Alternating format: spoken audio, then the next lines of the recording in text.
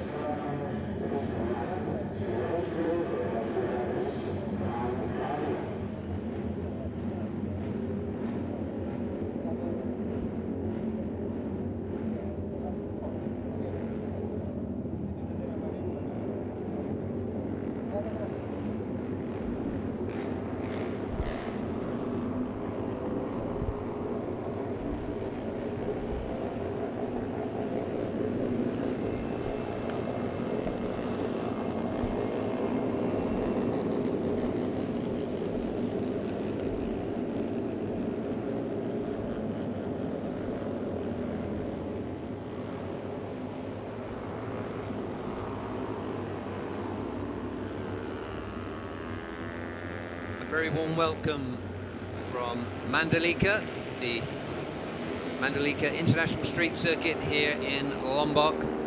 We are coming to you live for the qualifying sessions, round 4 of the IDEMITSU FIM Asia Road Racing Championship. And as the camera pans out, as the first bikes on track make their way on their outlap, it gives you a chance to look at the paradise that somebody has put a motor racing circuit in here.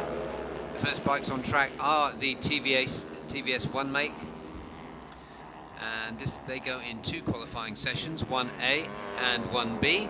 So for the riders out on track now, you can see 7 of them now. The idea will be for the fastest 2 to go through to qualifying session 1B. So we'll have a look at who those riders are exactly. This is a 10-minute session. Here's the outlap. Plenty of drama yesterday. We've got some interesting wildcards in as well, including the rider that was top on combined times, Rocky Ono, and also Rusman Fadil, who will be in this 1A session. Rusman Fadil is the first ever rider to join us from Papua. So we have, just looking down the list here, we have Indian, of course, we have Thai, we have Filipino, Japanese, Singaporean, Indonesian, Malaysian.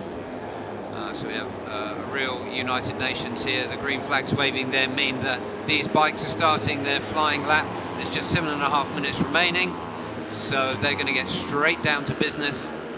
And leading them in there is Fugo Tanaka, very quick Japanese rider who didn't have such a great session yesterday, ended up on 10th. His time was 1:47.98. And he's been followed by Darren Pobb, who's in the 1:49s.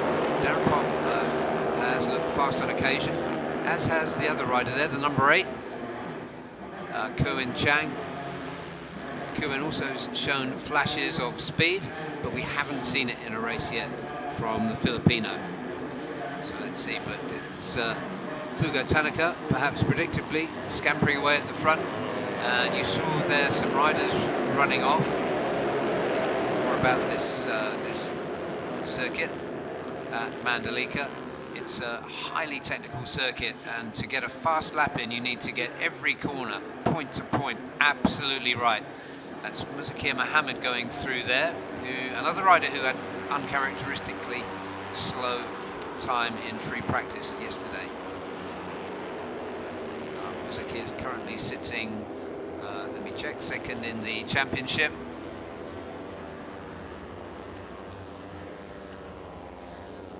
Just 1 point behind championship leader and defending champion Voropong Malahuan, who we will see in the second qualifying session.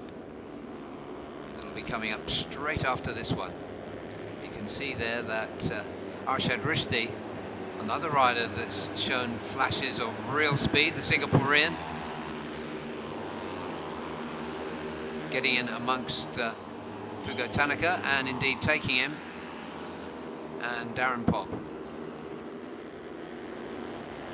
As he runs wide. Arshad Rishdi, number 5, with that pink helmet design, nice and easy to spot. The bikes are, of course, identical, apart from some individual setup tweaks that the riders are allowed to do. So this is really fast, helter-skelter qualifying session, because the fastest 2 riders will go through to qualifying 1B, which will determine the first 8 grid positions for this afternoon's race. Bit of gesticulating going on there. Didn't see what caused that. Most of these riders are here for the first time. It is a really challenging track.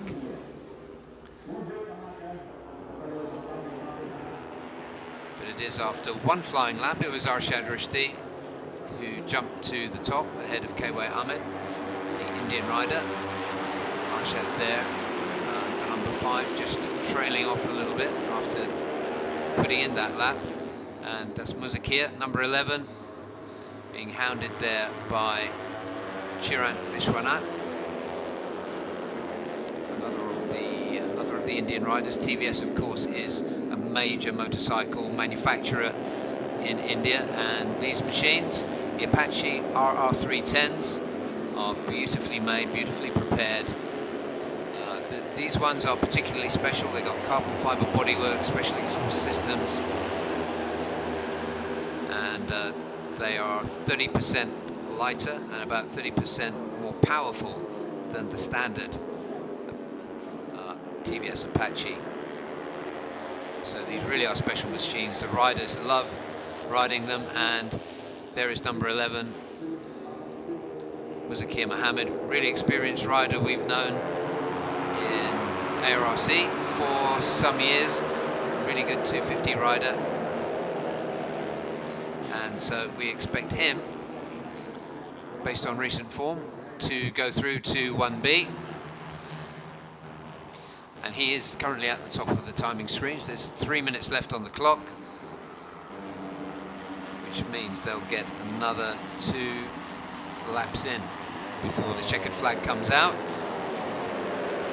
That number 18 just going through there, that is the Papuan, Rusman Fadil.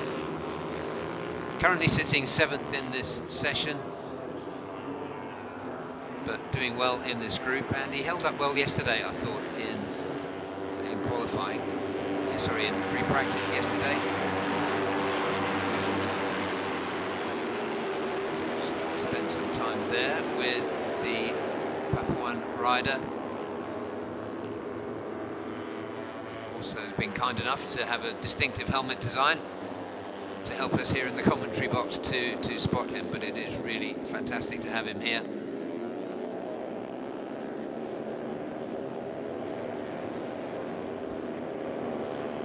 Muzakir almost half a second clear at the top.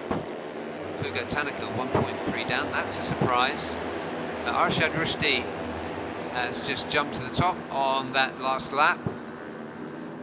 They will get they will get this lap they're on now and one more lap because of the timing of when the checkered flag will come out. It'll be just after they cross the line as they complete this lap. So still plenty to fight for there. Arshad Rushdie in number 1 and Muzakir Mohammed in number 2, currently holding the advantage and provisionally will go through to qualifying 1B. And Fugo Tanaka animated there, not happy with Darren Pop for some reason. Let's see what happened, but that looked like a shake of the fist from the otherwise mild-mannered and polite Japanese rider.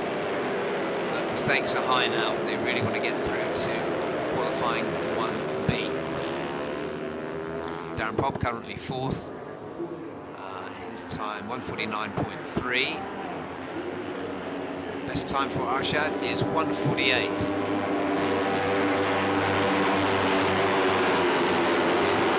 Arshad 1:48.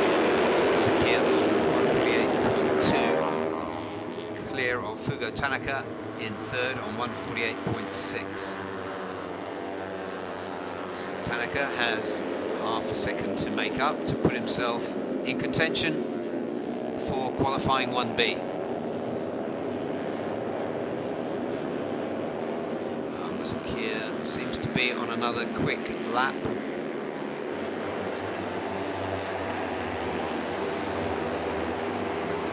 So Rizman Fadil has just jumped to number 1 with a 1:46.6. So phenomenal performance pulled out there by the Papuan wildcard. Well, he's really earned his seat in this series. So Rizman Fadil, 1:46.6, 1.2 seconds ahead of the leader just a few moments ago, Muzakir. This is their last flying lap because the checkered flag is out. So expect to see some last-minute pushing from Muzakir, from Arshad Rushdie, and from, perhaps especially, Fugo Tanaka, who's currently almost 2 seconds down on Rizman's time. There is Fugo Tanaka, the number 3, leading this group. He's got Darren Pop behind him. I think that's Chiran behind him. Be good to pick up. Oh, that is Rizman. They're the number 18 in that group. So there is a reasonably quick group. The fastest of them on the timing screen is the rider at the back of that group, and there goes the number 11 machine of Muzakir. He's by no means safe in that second position on the timing screen. But now they're coming to the final sector. This looks like a good one. They're through the checkered flag, and Rizman Fadil holds on to the fastest time, 1:46.6. Arshad Rushdie displaces Muzakir Mohammed for second, and so it'll be Rizman and Arshad, the Papuan and the Singaporean. They are the sole representative for their respective countries. They will go through to qualifying 1B, which is coming up next after these bikes have a chance to get back into pit lane. Muzakir Mohammed was half a second off Rizman's time, and after him was Darren Pop. So we will have a look at those qualifying times right now. Just select a nice backdrop and then ruin it with some results. Here we go. Rizman Fadil, the Papuan, confirmed as the fastest in qualifying 1A, 1:46.6, that's the marker. Arshad Rushdie, 1:46.892 in second. Those two go through. Muzakir Mohammed just missed out. he's third. Darren Pop Tongyoi was fourth. Fifth, Fugo Tanaka. Sixth, Chirant Vishwanath. Seventh, Jagan Kumar. And eighth, Kerwin Chang. His time was 1:48.225. Ninth was KY Ahmed. And those were the riders on track. We will see the other riders you can see on your screen, led by number 1, Warapong, in just a few minutes from now when qualifying 1B starts, and that will determine the grid positions for the first 8 starters this afternoon. So we're going to take the shortest of breaks and come back to you with TVS Asia One Make Championship qualifying 1B in just a few minutes, so stay with us.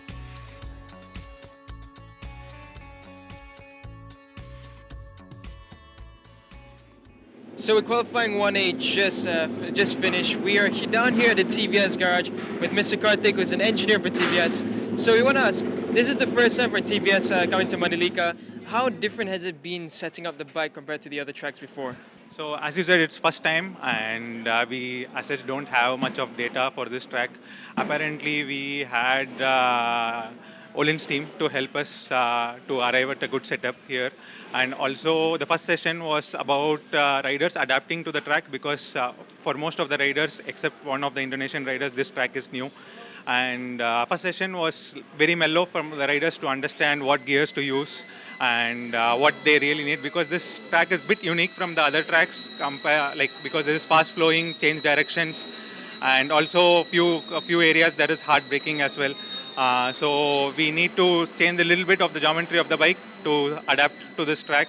And now we can see the timings are improving session by session, and we are looking to improve further for qualifying as well as the race. Thank you so much. You've answered every one of my questions there. So thank you so much. Good luck for the rest of the weekend. Thank you.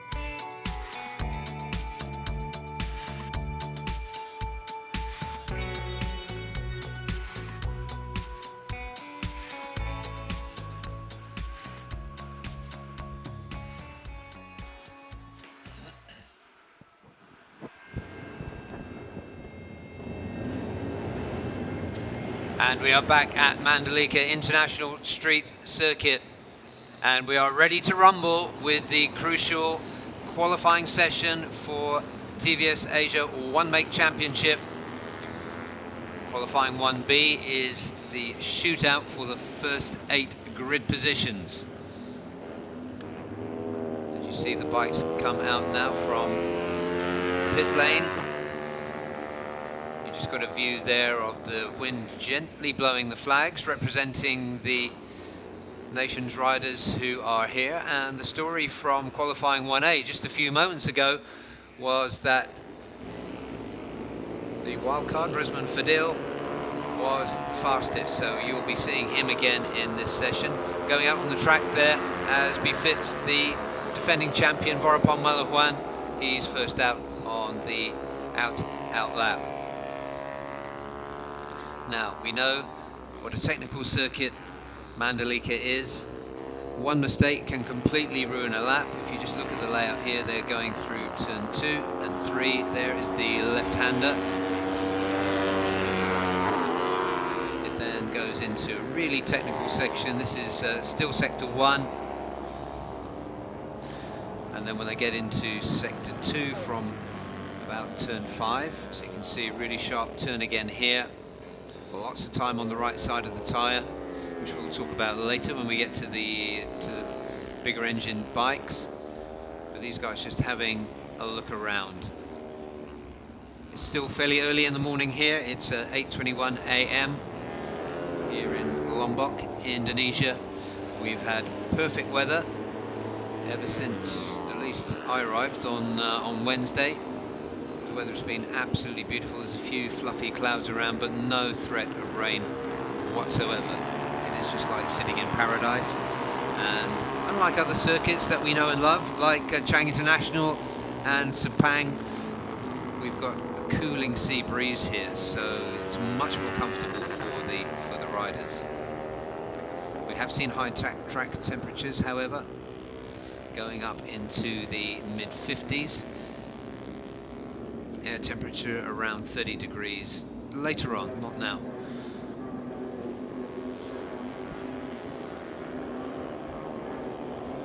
That is turn 13, I think.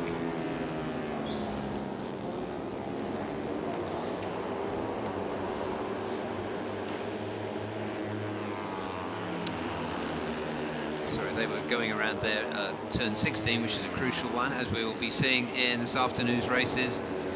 And it is Ramdan Rosli, very much a form rider, who leads away on that first lap, but has another idea and runs off wide to let some other riders through. And there is the fastest rider from the previous session, 32-year-old Papuan, Rizman Fadil. Sensational time for him. And we were looking at combined times yesterday. His time of 146.61, I think it was, from qualifying 1A, would have been good enough to put him on the front row based on yesterday's combined practice times. So let's see what the Papuan can do in this session. First rider to jump to the top is the young Japanese rider, Taiyo Sato. He was quick yesterday. We had a bit of Japanese dominance for number 1 and 2, Hiroki Ono, the hugely experienced Japanese rider, led the relative youngster Taiyo Sato. They were first and second. So watch out for number 16, Hiroki Ono. He could turn out to be the rider to beat here. He was very quick in Sugo. You can see hunkering down under the fairing of the number 1 TVS machine is Vorapong Malahuan. There's some really class riders here, Hiroki Ono, Vorapong, and probably Fugo Tanaka, Muzakia, and Ramdan Rosli.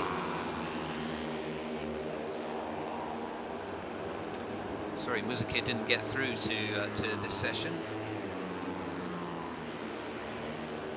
But out of these riders, there's some really experienced, highly skilled, technically skilled riders like Hiroki Ono, Vorapong,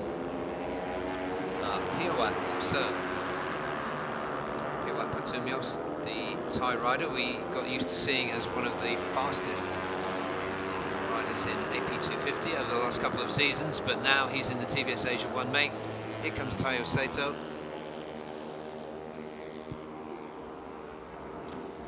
So at 47.096, so they're coming down towards the 146s, which we would expect to see. Fastest time in 1A was 146.6. Fastest time in free practice yesterday was 146.369. There is the Indonesian Deki Tiano Aldi, championship contender, as he was last year in TVS Asia 1 make. Currently sitting third in the championship with 88 points. That's just 5 behind Vorapong. Zakir is just 1 behind Vorapong. So as we get into this round 4 of the championship, there is everything to play for. The championship is very, very tight. And now we have Hiroki Ono to shake things up. He took a win in Sugo, so he'll be taking points away from the other assumed championship contenders. That's number 2, Dekiciano Aldi, flying the flag for his home country here, and that is Ramdan Rosley, the hugely experienced Malaysian, number 10 there. He's got Piawat, the number 13, going up beside him as he backs off to look for some track space, so likelihood is he'll be going for a flyer next time around. It's Ramdan Rosley, fastest so far, 147.076. Taiyo Sato has just snatched it back, so really good start from the young Japanese rider Taiyo Sato, 146.697, so coming very close to the fastest times that we have seen so far this weekend at Mandalika for this class. And from the drone shot you can see the body language. That means these riders are really in earnest. They're going to have this flying lap and one more before the checkered flag comes out. So this really is business time for the TVS riders. At the moment, the front row provisionally is Taiyo Sato, Ramdan Rosley and Piawat Patumios. Arshad Rushdi is 4th, Dekiciano Aldi 5th, Hiroki Ono 6th. Expect that to change. He's on a really quick lap at the moment, so let's just watch number 16 if we can. He just flashes inside Ramdan Rosley, number 10, who's not on a quick lap. But keep your eyes on number 16 this time around. Expect him to jump to the top. He's been really quick through the first 3 sectors. He's surely going to jump to the top now. Let's just take a look. There he goes, Hiroki Ono, number 1, and he does it with a 145.113. That gives him an advantage of 1.6 seconds over the previous provisional pole sitter Taiyo Sato. So once again, 2 Japanese at the top of the timing screens. I think Hiroki Ono can have a breather based on that performance. There is just one more lap to sort out the rest. Taiyo Sato currently sitting 2nd. Vorapong Malahuan, defending champion, 3rd. Ramdan Rosley 4th. Piawat 5th. Arshad 6th. Deki, the Indonesian flag flyer, is in 7th, and 8th, Rusman Fadil. Now we've got Vorapong pushing for a lap time, just looking at the sector times. But it looks like a really quick one for Ramdan Rosley. Ramdan Rosley currently sitting in 4th. He's putting in a hard push, so is Arshad Rushdi. There is Ramdan Rosley, number 10. Ramdan Rosley just put in the fastest sector time for the session through the 3rd sector. Now he's in the final sector. coming up to the big spoon-shaped turn 16. Puts a leg out.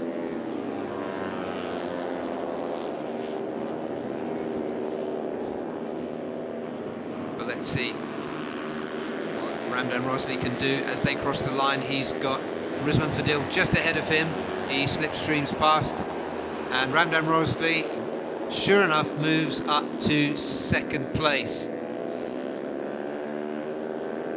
Tayo Sato still on the outside of the front row, but that time from Ramdan Rosley was a bit special, 1:45.465. He got within 35 hundredths of a second of Hiroki Ono's time.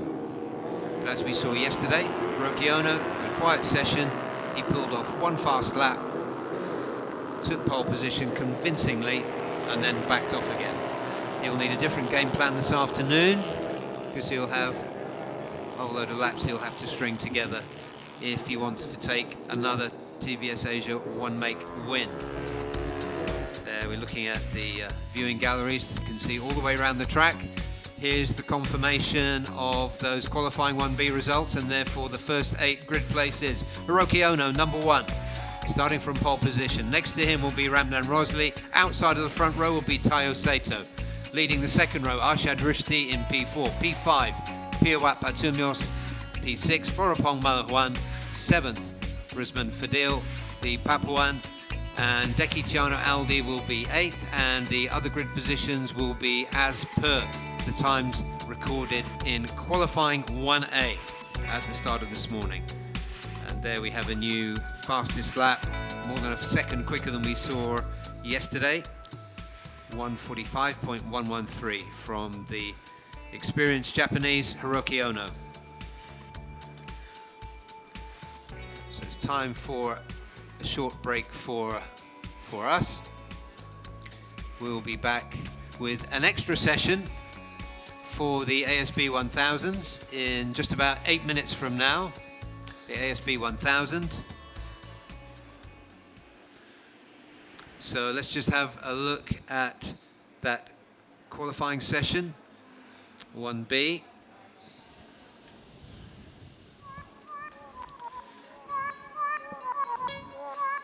And coming up to halfway through the session, there is Hiroki Ono, keeping his powder dry at the number 1. Vorapong pushing hard at that stage of proceedings and was around 3rd as we look there at Hiroki Ono, but this wasn't to be when he showed his hand. So tactically, perhaps, Vorapong should have pushed past him, but there goes Hiroki Ono. 1:48. He would shortly shave another 3 seconds off that. There is Tayo Sato, who showed well all the way through the session, as indeed he did yesterday. So watch for the young Japanese this afternoon. Vorapong looking for some track space there, with just 3.5 minutes remaining. And Ramdan Rosley showing well all the way through the session. But now it was business time with the last couple of laps coming through. And this is where we saw Hiroki Ono pull the pin. He was set the fastest sector time in each sector on this lap. So it was very easy to predict that he was going to set the fastest time. But we didn't know that he would go into the very low 1:45s. So he has set a new marker. 1:45.113. Meanwhile, it was left to Tayo Sato, and Ramdan Rosley pushed very hard on the very last lap. There he is going into turn 16, where a lot of positions will be sorted out this afternoon, into the very tight left-hander that leads onto the home straight. We held our breath, he crossed the line, and sure enough, he got within 35 hundredths of the time of Hiroki Ono to snatch second place. So he will start from the middle of the grid this afternoon. We're going to go to Daniel, who is with Hiroki Ono right now. Hiroki, So we're down here in the TVS garage right after an exciting qualifying session with none other than poleman for this weekend, Hiroki Ono.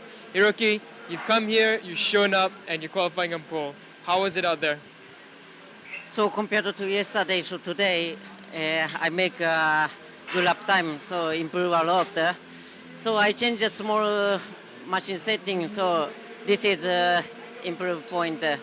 So in qualifying some traffic, so I push only one lap in last lap, but it's okay.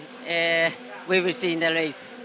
Do you think there's a possibility to break from the large group in the race, or do you think it's going to be one large group? Maybe difficult, eh? Thank you so much, Hiroki. Congratulations once again.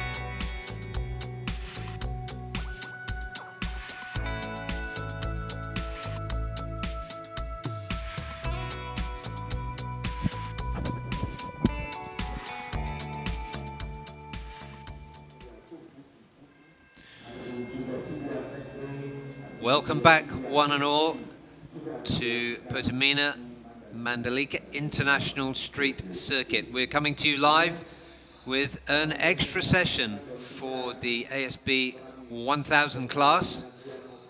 We'll be talking about that in just a few moments, of why we've got an extra session for the ASB 1000s. But we are here for round 4 of the IDEMITSU FIM Asia Road Racing Championship. We're running in perfect weather conditions at this beachside resort. The Indian Ocean is lapping at the shores just a couple of 100 meters from where I'm sitting right now in the commentary position. Now, as the riders get prepared, the reason for this session is really for technical reasons. This track, as we saw in MotoGP and in World Superbike, is very demanding on tyres. They of course run on different manufacturers. We're running on Dunlops here, but they're finding exactly the same situation, which is tyre wear caused partly by the nature of the track surface. There's nothing wrong with it, it's nice and grippy, but the design of the circuit means that the bikes spend a long time on the right side of the tyres, and that was causing 1 or 2 problems as the tyres got worn yesterday. So we're having a look at what we can do this morning. You're probably going to see all these riders running on hard compounds, because I think that's the only one that's going to work over distance. So this, I suspect, is going to be a long run test for most of these riders to see what happens with the tyres. Daniel has just sprinted back up from his pit lane interview with the amazing Hiroki Ono. Oh, yeah, he's fantastic. He's done it again. Yeah, absolutely. But yeah, we were just talking about the tyre issue here. It's exactly the same as experienced by MotoGP and World Superbike. And for safety reasons, because tyre degradation is a really important thing in terms of safety, of course.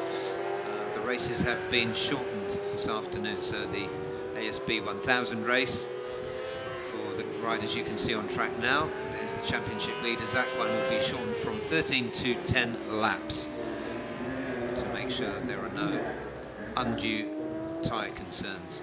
And yeah, you can see there Zakwan running hard front, hard rear. That will make a difference. We saw a lot of riders running mediums yesterday on the rear, didn't we, Daniel?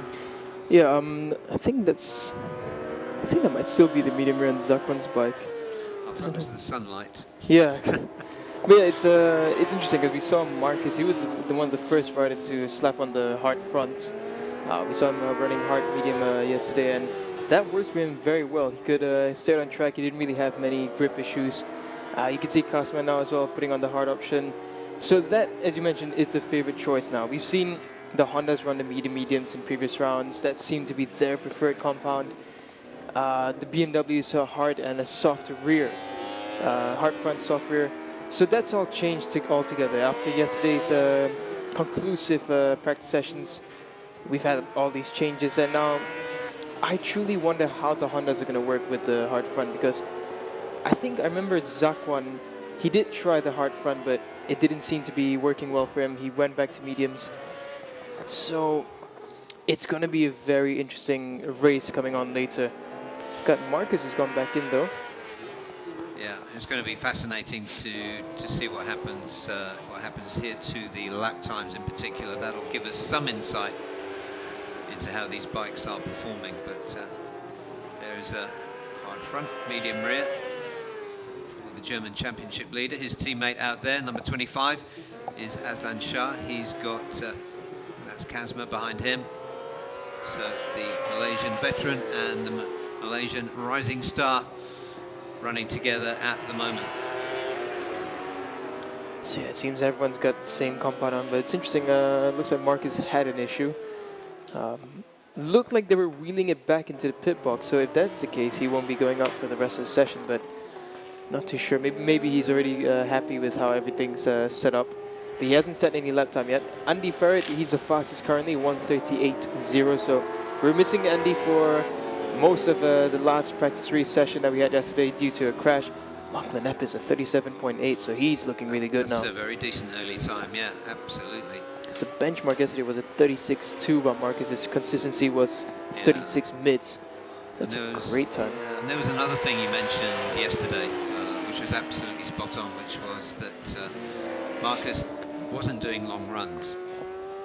So the tyre wear issues experienced by, let's say, Haruki Noguchi perhaps, and Kazma, they were not experienced by Reiterberger. So it makes the race perhaps a little more difficult to predict.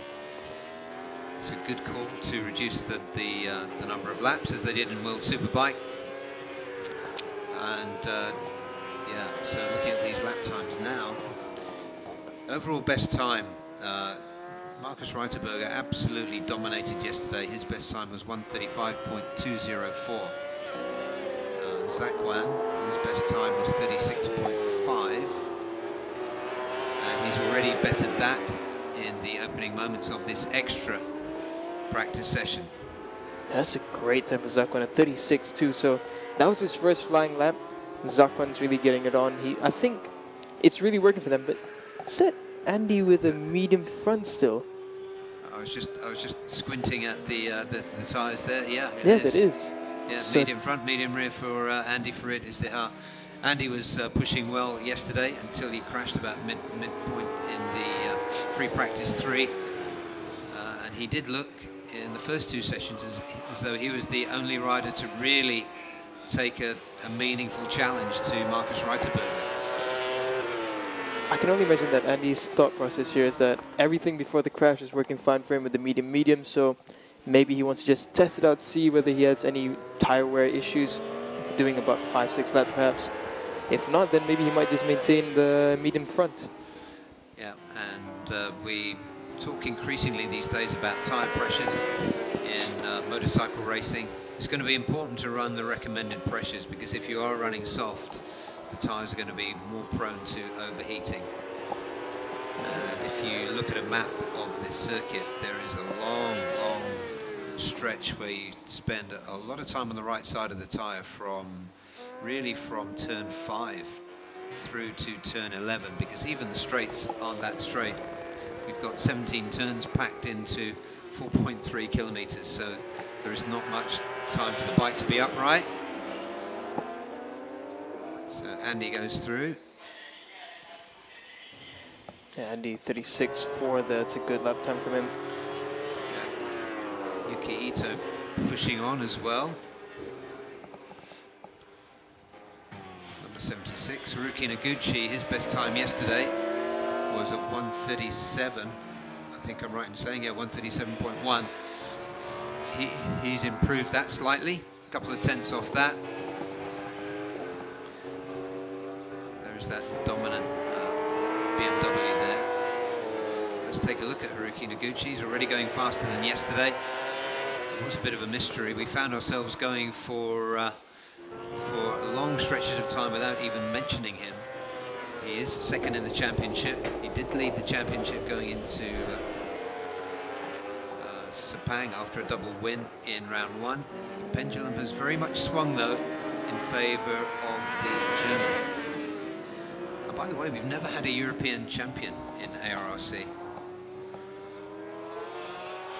Yeah, I think the closest was probably Federico Sandi a couple years back. And then yeah, it looks like Marcus might be on track to do that. Zach Wan has just bettered his time slightly, the 1:36.269, and he fired his teammate in second. Haruki on screen here. Just love how he cuts over the red and whites. Rides beautifully around here, but just hasn't translated into having the best lap time yet. Yeah, it's going to be useful for the likes of Haruki, who he would have been disappointed with his performance yesterday. SDG were left scratching their heads to see what they could do about the dominance of Reiterberger and that 2-second gap that we were seeing. Incredible on such a short circuit. Yeah, I was just seeing Haruki in the morning having a a properly long discussion with his mechanics and team. They're really trying to figure out what is missing here. Because right now we haven't seen anything of Marcus yet. But he will be coming out shortly. He exited the pit lane about 30 seconds to a minute ago. So we'll start getting the benchmark time again. Whether or not Marcus can repeat 35, that will be yet to be seen. Yeah, Andy Farid pushing on as well. There goes Zakwan into this long turn. He's letting Kazma come up inside him. And he's going to come into the pits. Here he comes. Nicely designed pit entry there.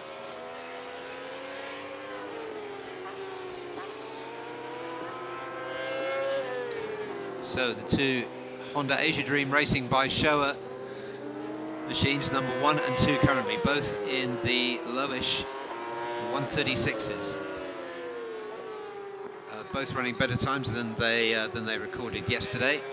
Zakwan and Andy Farid, or he's at home now. Home fans know him as Gilang. And there he is on your screen now, the number 23. Almost unbelievably, he's a rookie in this class. His teammate, meanwhile, sits in the pits, just working away, analysing. They have qualifying to come later. The qualifying session will be reduced. It's usually 40 minutes to 30. I don't think that will trouble anybody. Marcus is on a hot lap. He's on course again to do another 35. Fastest sector 1, 26.7. Yesterday as well was about 26.7. Sector 2 as well is a good one for him. This is going to be another flyer from Marcus. Yeah, so Zakwan sits in the pits. He's going to find himself demoted from the provisional top spot. And this is worrying for everyone. You would, a lot of them might be hoping that yesterday was just a fluke, that Marcus suddenly just found something special and today he couldn't replicate it, but he's on course to do that right now. Yeah. There he comes. Well, we looked yesterday and there was no one thing, it was everything coming together. Absolutely brilliant performance by rider and team. And there we go, the inevitable has happened and he's into the 34s as we thought he would be yesterday. So Reiterberger, that's a 1.2 second advantage. He's just pulled on Zakwan Zaidi as Zakwan sits in his pit box. Incredible stuff, and that's only his second or third flying lap of this session. It seems like Marcus just came back into the pit earlier and thought, let me see how everyone else improves, and he's like, okay, everyone's doing more or less a 36 mid to low. Let me go out and do 34. Yeah, that's it. And later this morning, of course, we will have the qualifying tyres. So we can put it past him going into the 33s. Yeah, Marcus is already improving even more. Sector 1, Sector 2. He's just putting pedal to the metal right now. Yeah. Just literally inch perfect.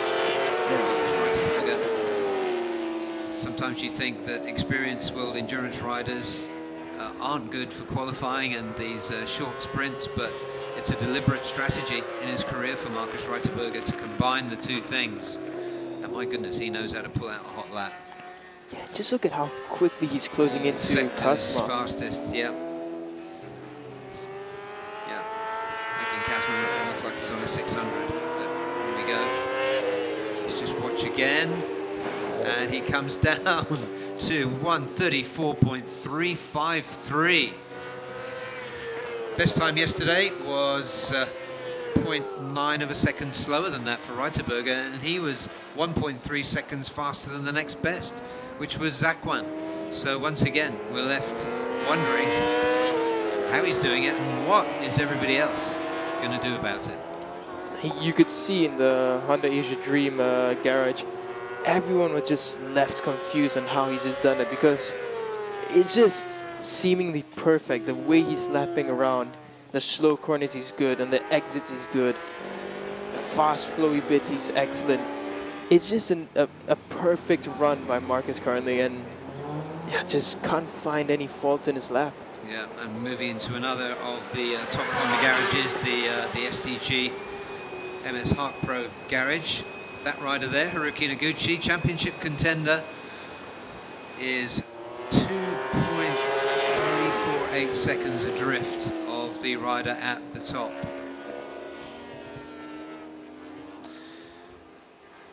So, as we said on numerous occasions yesterday, there are more questions than answers here in the ASB 1000 class. Kazma in front on track. That was a cruisy lap for Reiterberger, who's just come off into the pit entry. Now, he hasn't strung many laps together, so we're still not sure about Reiterberger and tyre wear. Yeah, it's interesting. He's just done 2 laps, gone back in, so I wonder if they just have enough data to be confident that the tires, with the tire pressure and the suspension setup, if they're confident that it will last, so they don't see the need to really run long stints. Because it is quite bold to not try. Smiles all around with the technical team, and why wouldn't they? And a very relaxed looking Markus Reiterberger, relaxed and happy. And let's spend a little bit of time here with Lachlan Epes, the sole Australian this time. Anthony West is not with us this weekend. He's been replaced by the Malaysian Osama Murray. Sorry, the Malaysian Superbike contender, Osama. So Zakwan comes out. He's got a 1.9 second deficit. He sits in second position, so that would put him in the middle of the front row, but he's 1.9 seconds adrift. Reiterberger at the top. And he's running hard front, medium rear. Once again, so that seems to be the compound of choice. Just wonder how those mediums are going to last over race distance at racing speeds and at the tyre temperatures that they're going to achieve during the race. Looking a little bit hazy out there on the circuit. And we're looking down now and looking across at Aslan Shah. Aslan, best time in this session, 1:37.3. That's almost 3 seconds off his teammate. His best time yesterday was 1:36.7. Aslan sitting 5th in the championship with a decent points haul of 77 after two seconds, 2/3. So there you go. Same quizzical look in the pit lane that all these riders are giving from Casper Daniel in the Yamaha Gen Blue Racing track. Back with Lachlan Epes. Lachlan lost quite a lot of valuable track time at a new circuit yesterday. He only had a crash in, was it the 3rd session? Or 2nd, I'm not sure. I think it was the 2nd session that he had the crash, yeah. Yeah, it was the 2nd session. His best time recorded yesterday was 1:37.6. Yeah, it's better for Lachlan because he did mention that while he was missing his valuable track time because of the crash in practice 2, and so he had a decent 3rd session yesterday, was able to get some track time, and now he's getting some very valuable information on track. Spit of flame on the exit there from him. Yeah, this extra practice session for the ASB 1000s, just what the doctor ordered for Lachlan Epes. Yeah, this might be a bit over analytical, but I'm just trying to see the difference between Zakwan and for Lachlan as well, and in particular. The way Marcus rides, he exits super wide. He really takes as much of the red and white as he can. And I don't know if that just allows him to roll in faster speeds, and that just gives an effect in each sector. Because that's the only visual thing I can see. It's just how is he carrying that extra momentum? Because every sector you look at, he's up to half a second quicker in some sectors than anybody. In fact, most of them, by definition, because he's overall 4 sectors, he's 2 seconds quicker than everybody else. Andy Farid is Dahar, Zakwan's teammate, has closed the gap a little to 1.7 second deficit on Reiterberger. He's got a 1:36.1. And here comes Zakwan.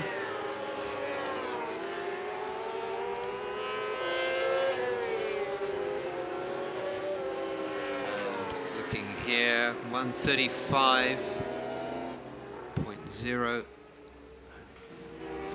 last time around for Reiterberger, so that could even have been an outlap for Reiterberger, I'm joking, but it's a measure of what he's achieving here. Here's Yuki Ito for Yamaha Gen Blue Racing. We're so used to seeing Yuki Ito, sometimes we forget he is a replacement rider for Kemen Kubo for this season. Poor Kubo has had a lot of problems with arm pump that affected his performances early in the season, and he's sitting out another round while the hugely popular Yuki Ito steps in and does a really good job, as he did in Japan back at the end of June. Best lap so far, 136.7 for Yuki, which is a big improvement from what he did yesterday. It's an improvement of about 0.9 of a second. So the Yamaha Gen Blue team finding a little bit extra. That's Yuki, I think he's at turn 10 there, yep. And coming into turn 11.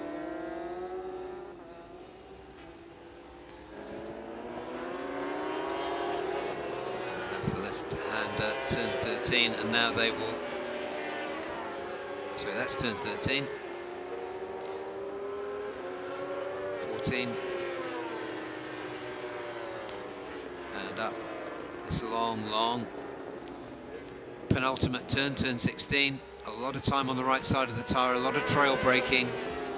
We're going to see a lot of overtaking action, a lot of paint swapping in all probability in some of the classes. But there goes Yuki Ito across the line again. That was at 137.7 that time around. Just ahead of him there, he's got the replacement for Ant West, Osama Murray, the Yemeni rider, based in Malaysia and regular competitor in the MSBK series. This is the first appearance in ARRC for Osama. He's been angling to have a start in ARRC for some time, and now he's made it on a completely strange track. You might have expected him to do it where he was more at home, at Sepang, where he races regularly, as Yuki Ito just streaks away from Osama. Osama on the Victor Racing MLT Yamaha. He'll do well to take a look at the back of the bike in front of him and the lines that he's taking, and this corner speed that the Japanese is achieving. Yuki currently sitting 6th. Lachlan Epis, my goodness, he's going well. The extra track time is doing well for him. He's now moved himself into 3rd ahead of Zakwan Zaidi on the Evolution Sports BMW with a 136.172.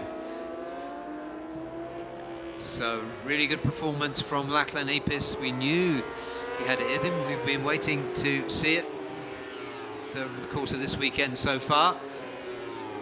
So that's really good news to see.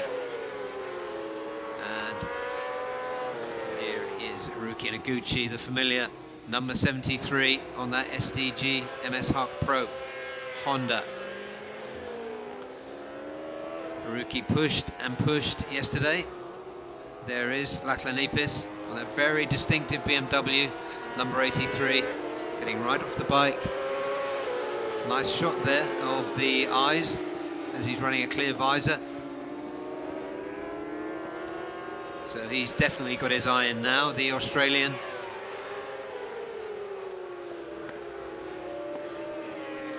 Putting in another pretty decent lap this time around.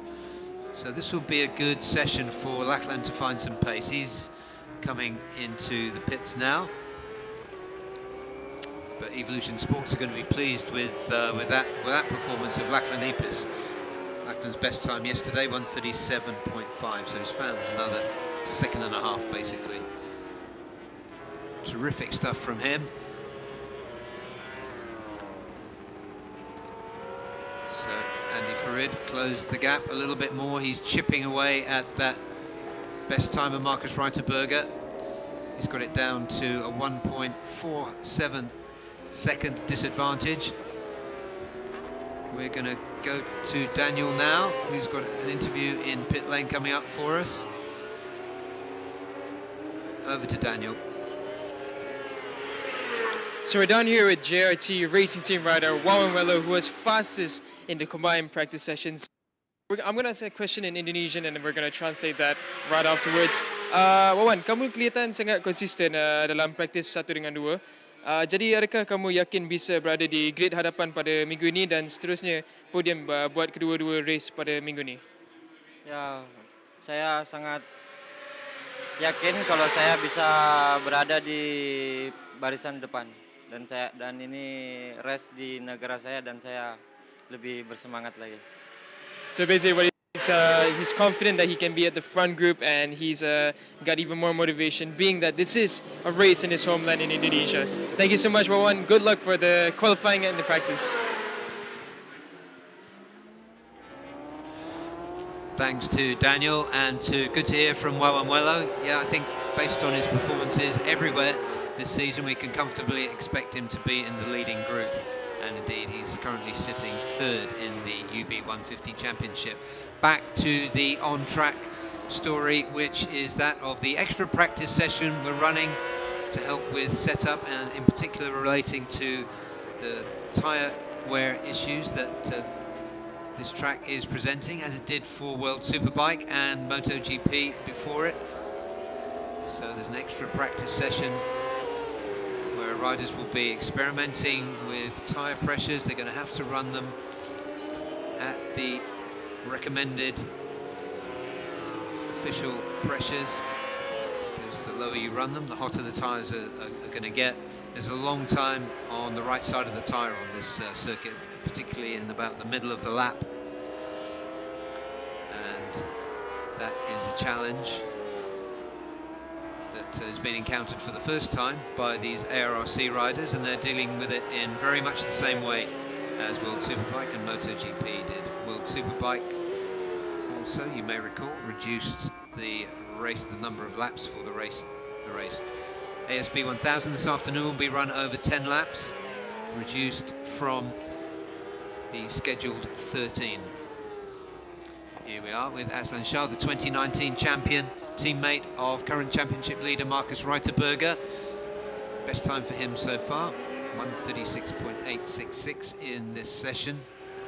Slightly slower than we saw from the Malaysian veteran yesterday. Here he is. We've seen the Aslan Shah that we know and love so far this season. He's a contender in the championship. He's already been on the podium 4 times in 6 races. What can he do here at Mandalika?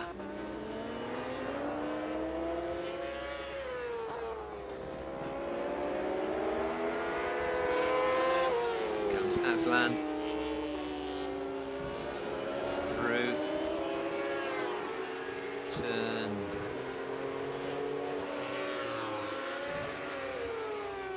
Just lost my bearing slightly on the track, but he is in turn 16.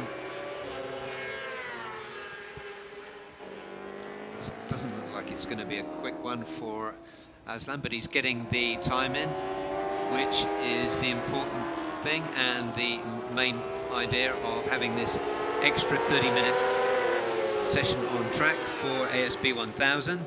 This session is almost over by the time Aslan comes round the next time. The checkered flag will be out and he's going to trundle round, no doubt, and come into pit lane and not make the checkered flag. Zakwan Zaidi, he's still out to see what he can do. He's on a fairly decent lap, but currently sitting almost 2 seconds off the best time of Marcus Reiterberger.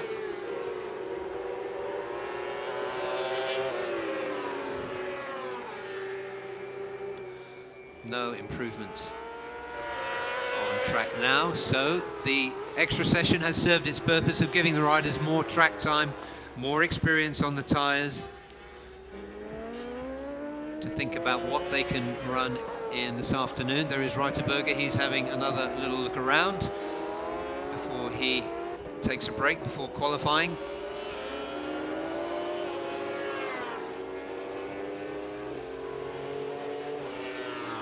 Qualifying will be coming up this morning, later this morning, for ASB 1000 at 11:40. It'll be a 30-minute session.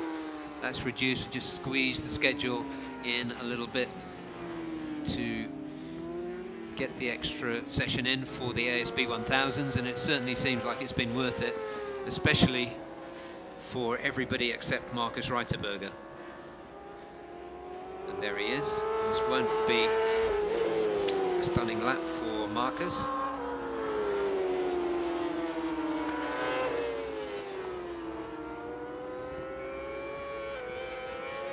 So a worthwhile extra 30 minutes.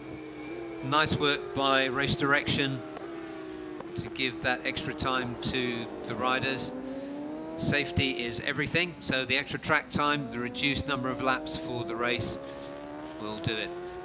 This has been important to get tyre combinations right for this afternoon's race, because in qualifying later this morning they will be using qualifying rear tyres, so that will be something slightly different, and we can't wait to see what that will do to the lap times.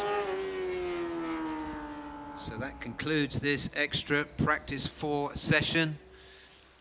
Another beautiful backdrop for the results, so let's just take a look as they come up to obscure the view, and the azure blue Indian Ocean in the background.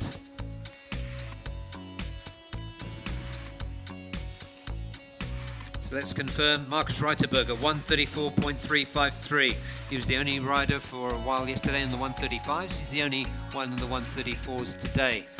Andy Farid was second, third Lachlan Ipis, fourth Kazma Daniel, fifth Zakwan Zaidi, sixth Haruki Noguchi, seventh Yuki Ito, eighth Aslan Shah Kamaruzaman for 1XOX BMW TKKR, ninth Jackrit Swangsawat for East NJT Racing Team, 10th Osama Murray, and 11th Choyu Zhou.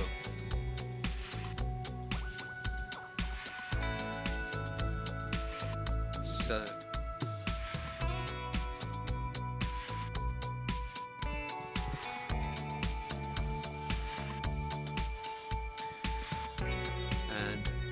we're going to go to Daniel for an interview shortly. We will be back next with a qualifying session for the Underbone 150.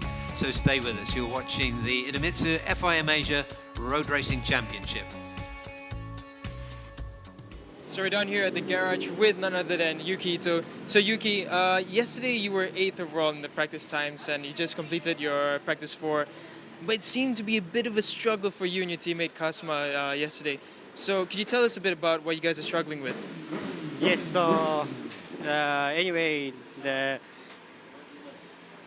so I try the running to this track because the first time in here.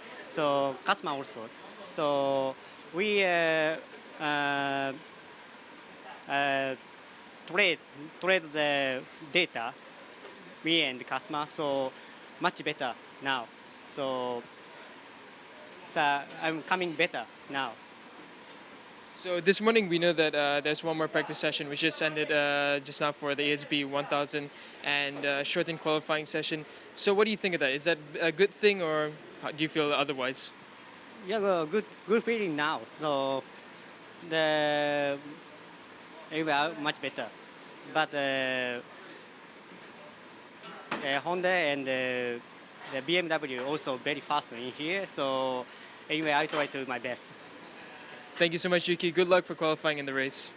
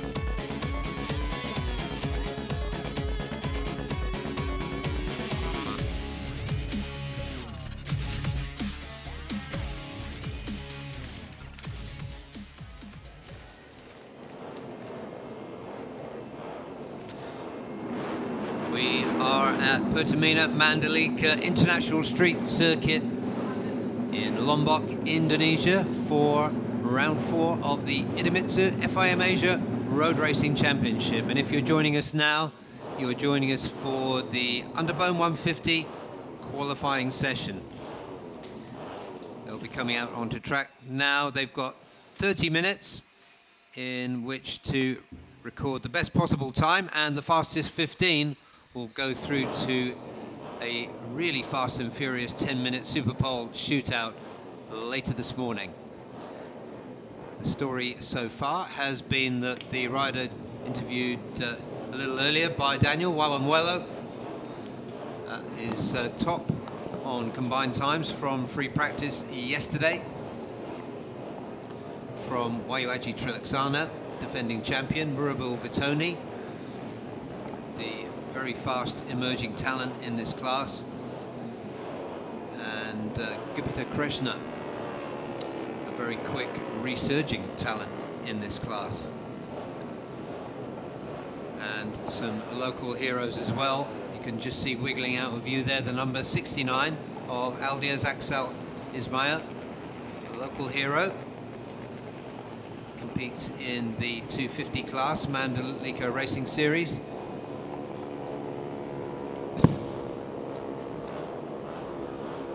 .33 bike field. Daniel's back with me now. 33 bike field here. It's absolutely packed. That's going to mean it's going to get very busy up by turn 16 later this afternoon. Yeah, that's going to be really exciting. I think across all the classes we can expect fireworks down at the final sector. But I was speaking with Izam Iqmal, one of the underbone riders for SEK. He was telling me that this track has so many blind turns where if you're not familiar, it's really intimidating and you can't really find the entry point. So for him personally, he said that he found it better when he was able to chase the pack in front of him. It allowed him to just give him enough room to see which line they would take, and it wasn't too congested for him to not set a decent time. So that's where he really shot up the order. He finished 5th fastest in practice, combined practice times. So it's a really, really technical circuit, especially in underbones. We can expect plenty of overtakes through slipstreams. Yeah, there are so many turns packed in, and you've got the red and white curve, you've got the green, you've got the red, and I've seen riders, I'm quite sure, get disorientated and run off just to check where they are and get their bearings. It is really difficult, and it's a circuit that demands precision. So I'm really looking forward to Super Pole later this morning, because that will show you who the riders are that can really be technically precise to get good grid positions. Yeah, the shootout's going to be rapid. Oh, what a view that is. You can see how close we are to the ocean, to the beach. It's absolutely magnificent. But yeah, to your point, in shootout, it's going to be a massive moment. 10 minutes, 15 riders, and you can bet your bottom dollar that they're going to be riding in quite a large group. They all will want slipstream. If the TKKR bikes manage to get all into the Super Bowl, I think they will run as a trio. But if we have them all mixed up, all the teams mixed up in the top 15, it's going to be one huge group. It's going to be a battle going into 16, trying to find the better line for slipstream. It's going to be an amazing session later on. Yeah, and then the exit, and then setting themselves up for turn 17. It's going to be fascinating. There hasn't been anything really that we can see in free practice or qualifying to guess how that's all going to pan out. But oh, there's another fine shot. That's looks like a 4x4 car advertisement, doesn't it? It does. It looks like a good Toyota advertisement up there, but yeah, in fact, it was helicoptered there. Yeah. Well, what a shot that is. Again, cameraman doing amazing work. Yeah, absolutely brilliant. And yeah, I do urge you to stay with us until the end of the day, because when the sun starts to go down, our brilliant artistic cameraman can really give you something special to look at. I believe that was one Weller just coming across the screen there. So right now, a bunch of them quite scattered around the track. We're not seeing a large group. We're seeing plots of about 3-4 riders each time. They will bunch up eventually, and that's when everything starts to happen. Shafiq Rasool just cruising past one of the Vietnamese. Hondas. Majority of the bikes in this class are Yamahas. Well, the Hondas go well, so I'm not sure what the advantage is. Yeah, it's interesting because, yeah, as you mentioned, it's a very Yamaha-heavy category. But the Hondas are not too bad at all here around the underbones. Yeah, and there is Wawanwelo, and he's leading championship leader Nazrul Izzat into turn 1 on their first flying lap. Nazrul had a bit of a quiet free practice yesterday, finished down in 17th. However, we know what he's capable of. He's just going to get out of the way, I think, now. It looked like he almost got set up, but he managed to get out of harm's way and managed to come around cleanly. So far, the only flying lap really coming from Fazrul Sham, brother of Amafazi Sham, another legendary rider in the underbone class. Yeah, we do miss Fazli and wish him the fastest possible recovery.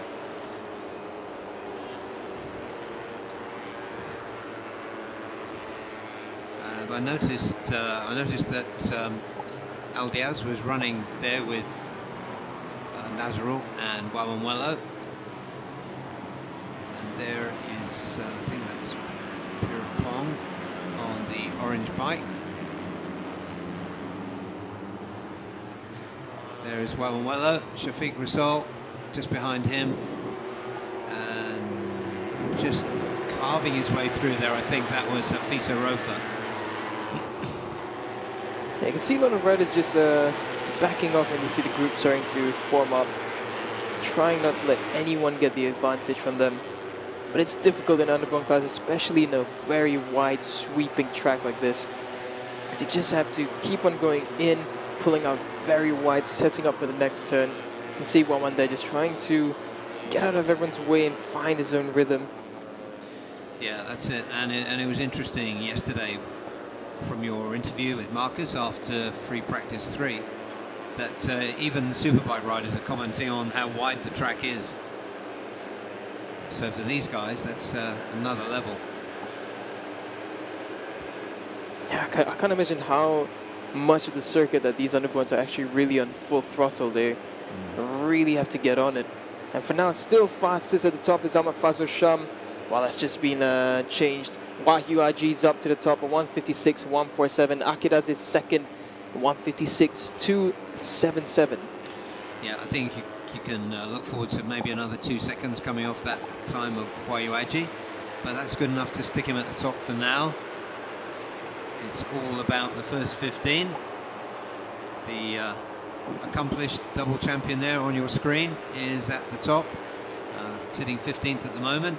Is the also brilliant Hafisa Rofa is 15th.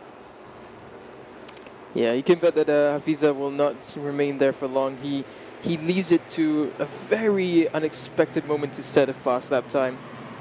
He's a very silent worker. Yeah, he's one of the riders I fancy for Super Bowl. Yeah, definitely. I remember back in the day when Hafisa started really making headlines. Azan Shah told me that his nickname for him is the Magic Boy. And he does always pull out some magical results. Yeah, we have seen a little on-track sorcery from Hafisa before. I remember seeing it at Sepang when he just came out of the group. He was invisible, and then suddenly he came across and won. I think it was race 2 in 2022. He's a very, very smart rider, and another upcoming talent here is Murabil Vitoni. Yeah, I noticed that they've got the Indonesian flag on the back of the bikes, and that's a beautiful touch for the team. Yeah, a lot of Indonesians in this class, boosted by some wild cards. But underbone racing, of course, is a huge sport in Indonesia. Let's see if the order shakes up this time. Nazrul Izzat makes an appearance, and he does take almost 2 seconds off that earlier time set by Wahyu Aji, 154.6. So not surprising to see Nazrul putting in a good lap time when it's required. We know his quality. He's another rider capable of pulling off magic, last corner magic, run into the line magic in particular. I mean, he's not a small rider, but he seems to get the power down exactly right. Yeah, he does. Well, And Murabil Vitoni, much fancied up-and-coming rider, is currently second. Shafiq Rasal, who we've seen working away there, third. Wawanwalo jumped up to fourth. Wayuaji now down in fifth, but still improving his times. He's on the low 155s currently. And Shafiq.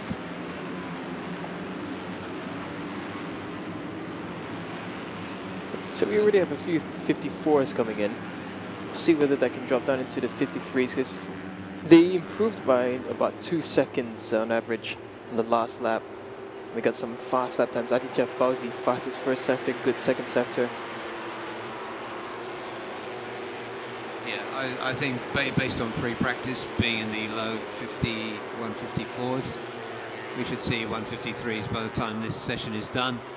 They're the distinctive number 87 on the purple and white Uma Racing Malaysia machine is Nazrul Izzat, the championship leader.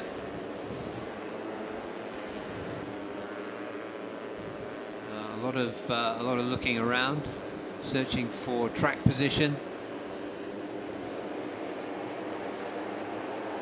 As these riders complete another lap, I'm not sure if any of them were really going seriously enough to make a difference, but Wayuaji elsewhere on the track, he put in a fast time, 154.5, and Shahrul Sajras for Istimo Yuzi has put himself up into P2.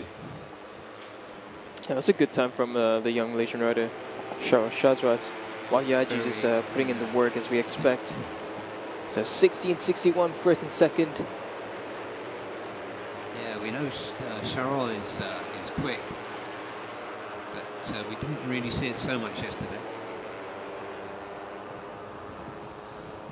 Also being quiet are the Cardinals bikes. There's one of them there, the light blue bike you can see right in the middle of your screen now.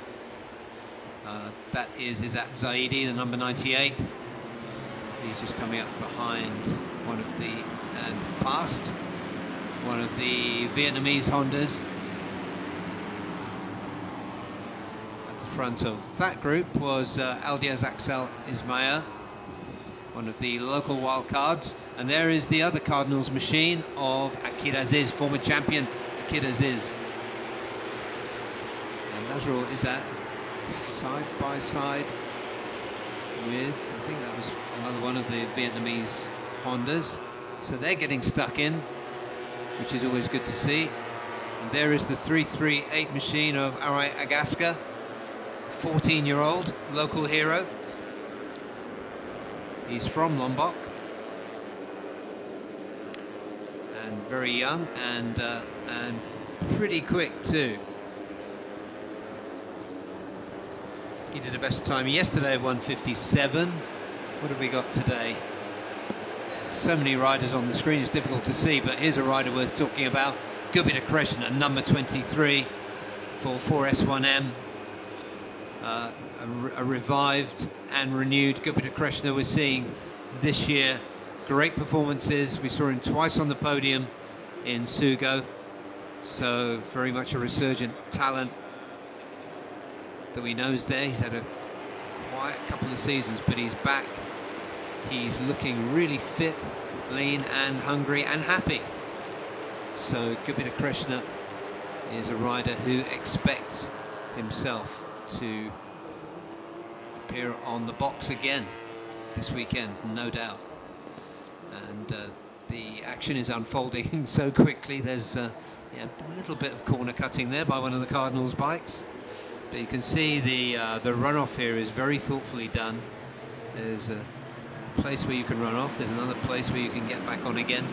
It is really well designed. The safety here is it really is excellent. It is, and the runoff area and the gravel as well. It's got enough space to slow the bikes down, as we saw with Jakrit, I believe it was in ASB, who had a fast crash. But the gravel trap just done perfectly. They slow down with enough space. Swinging in this category right now, Izzat Zaidi, just now we saw earlier. That was his first lap that he completed. He was in the pit for quite a while, so maybe some bike issues for him. You can see them on screen. Once again, the two Cardinals riders. He's just looking around. Yeah, Akid Aziz up into second currently. So we've got 153s at the top.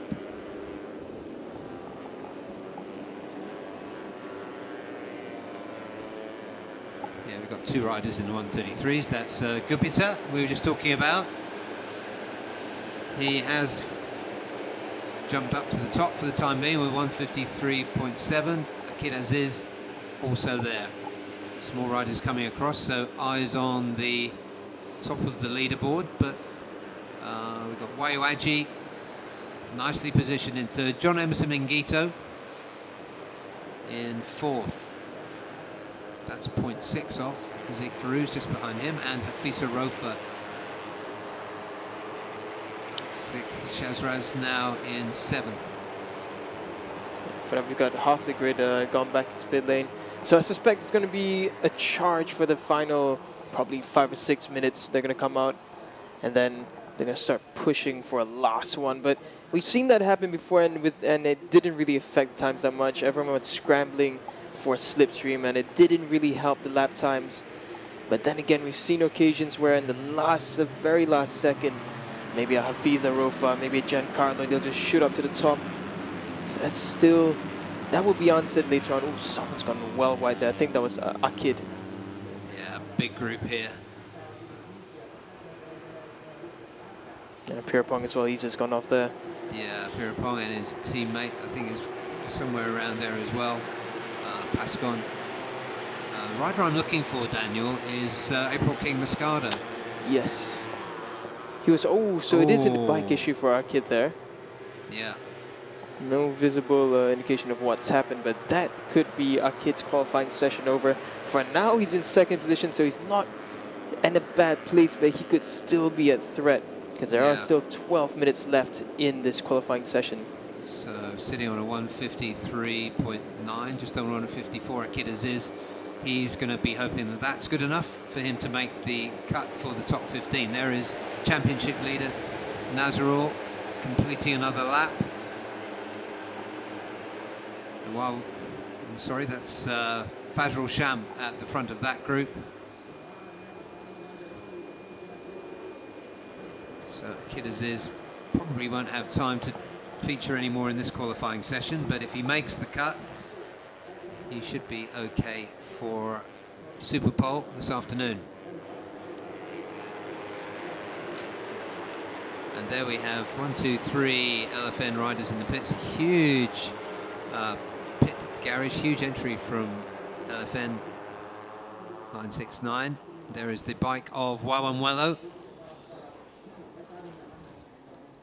third in the championship, 15th in this qualifying session.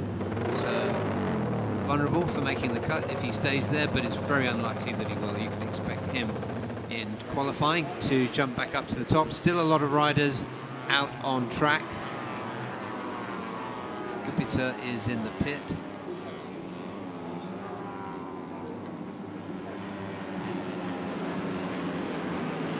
A group of riders here who look very much as though they're going to come into pit lane next time around. There is a good shot there of Izzat Zaidi, the number 98 for Cardinals, and of defending champion in the middle of your screen now, Wayo Aji Trilaksana. There he is, Wayo Aji. He's been strong since he got here to Mandalika. He was second on combined times yesterday. And there's the Streamo using Honda pit there. Cheryl Shazras looking good on behalf of them. Currently sitting in P8. Talking with the his legendary team boss, Cheryl Yuzi.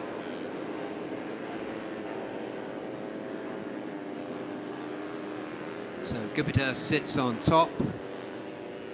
He's in the pits. Akid having his bike rescued from the gravel.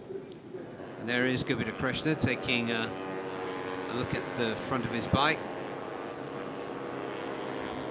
But he's looking confident and happy. His championship years were, I think, 2014 and 2015.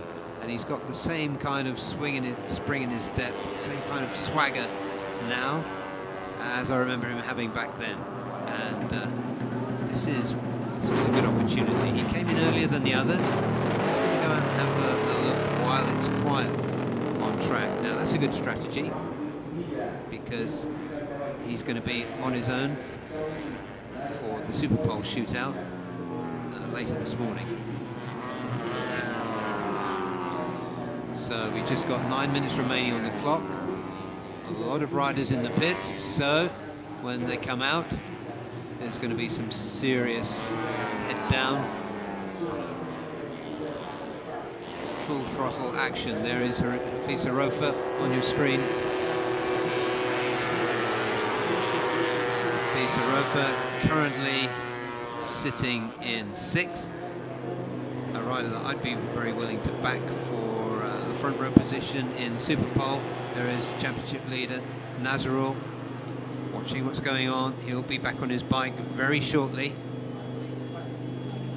He's currently in 10th, so by no means safe to make the top 15 from where he is, but we know his quality, we know how fast he is.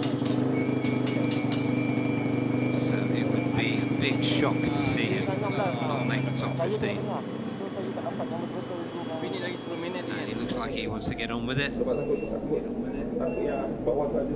There is Hafisa? Okay.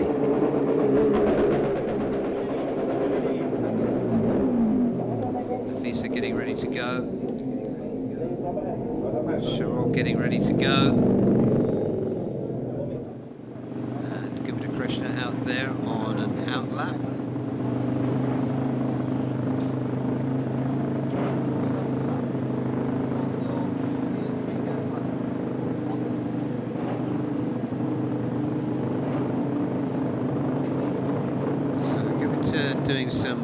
Doing some good work here.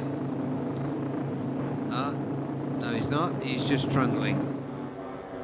Perhaps a wasted opportunity, but he knows what he's doing a lot better than I do. So this is out lap for him, and he will be starting a flying lap just as the others are coming out. But no, he won't. He's coming back into pit lane. So that was a quiet trundle around for Gupita. He and the team will have their reasons for that, no doubt. But at the moment, he's looking safe for Super Pole. There is Wayuaji Trilaksana, the defending champion.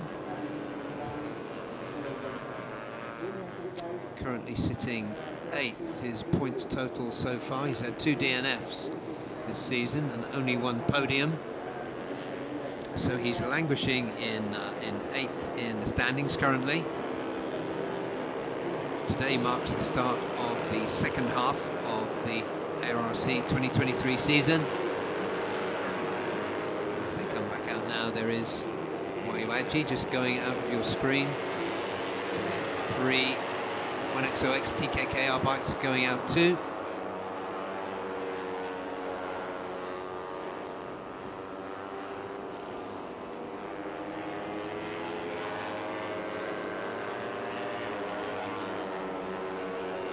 Through that's Haziq Hamdan for Estremo UZ Honda going through. Haziq currently, can't see from the timing screens here, but that means he's not in the top 18, 20. We will update later because these orders with just over 5 minutes remaining on the clock are about to change as Nazarul Izzat practices hunkering down behind the little screen on the front of his Uma Racing Yamaha. Not a lot of wind resistance there, but you can expect these riders to blast away here Race control are going to be having kittens as they watch all this going on. Riders running off, trundling along in first gear. One or two of them, like Nazarul, trying to look as though they're going fast by hunkering down. But that's Izzat Zaidi just moving away. So you want enough space on the track to get in a good lap time, and you want to be close enough to riders in front to get a little toe in the slipstream so you can set a good time. So that's this curious game that you can see on your screen now that has got the blood pressure soaring in race control. 4 minutes remaining. There's Zeke Farouz. Zeke always a contender. Teammate, of course, of championship leader. He's come back in. I guess he's going to ride through pit lane and come round, so that means he will only get one flying lap in. So as this game of cat and mouse continues, there's one of the Vietnamese Hondas. That was the Thai rider Pirapong just behind him. And there is Giancarlo Maurizio going just fast enough not to fall over. So 3 minutes remaining. Let's go down to Daniel while these guys sort themselves out and decide to pull the pin. So we're down here at Yamaha Racing Indonesia with number 36, Muhammad Farizi Torekutullah. So Farizi, yesterday you were second fastest in the combined practice times. How does it feel going into qualifying and race today with that result? Yes, yesterday I feeling good for the bike. Maybe today I need more good from the bike, and yesterday I set up in suspension and engine, and I hope this day good in qualifying and I get to podium in the race one. With the improvements being made for this run, do you guys think that this is the opportunity to break the rhythm of the Astra Honda? Yeah, in Yamaha in team, I tried to test in last week in here, and good test. But from the competitor power is very strong. But I need more setup from my bike. Thank you so much, Farizi. Good luck for the qualifying coming up right after this. Thank you. Thanks to Daniel, and a really good point coming through there, which is that Yamaha here at Mandalika have been challenging the dominance of Honda. Kawasaki's too, but mostly the Yamahas, and with 1 minute 30 remaining on the clock, some riders coming into pit lane. No really real sign of any action. No good sector times. I think that's I thought that was John Emerson in Gito. It's not going through the pits there, but here are a couple of riders who've decided to do the business. That's Patrick on number 54.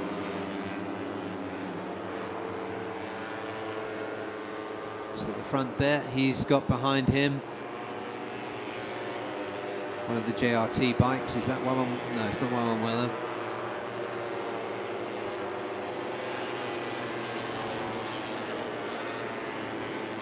Let's see who's on a quick lap here. Difficult to see from the timing screen display who's going well. Telling me Gupita, but I'm not convinced. There is Murabul Vitoni 157. Let's just have a look at what we can see. Indonesian flag fluttering from the back of his Yamaha. Back with Murabul 157. Currently sitting 12th. So not exactly safe for the cut, but we know how quick Murabil is. He's grown in confidence.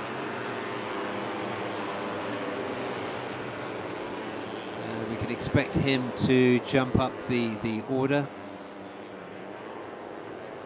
Can't see his sector times to give me a clue. But on track, what we can see from the body language is that this should be a quick one. So 150 as he turns into the final turn.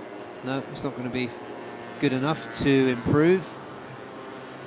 Puts his head down, but it's too late. The checkered flag was out. That is his last lap. So Murabil Vitoni, that time, his time will stand.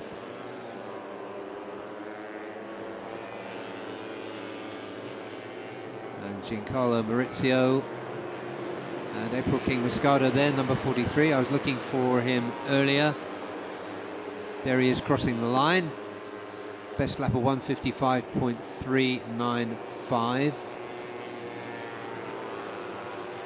That's not going to be good enough to put him into Super Pole. So a quiet return after injury for April King. That's he's finished 17th.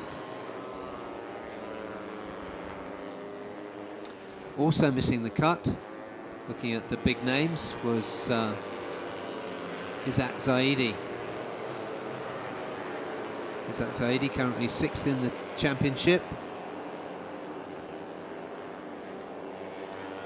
And a potential race winner every time out. Just going out the corner of your screen there was the 14-year-old Araya Gaska Dibani Laksana.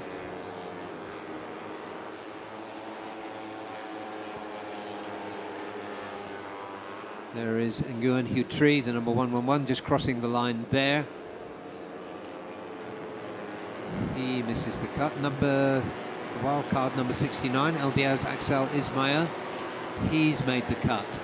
So let's take a look at those results. So fastest, Gupita Krishna, he did it before they took a break, 153.7.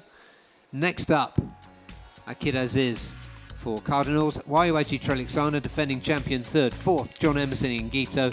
5th, Hazik Hamdan for Estremo Uzi Honda. Afisa Rofa, 6th. 7th, Ahmad Fazrul Sham.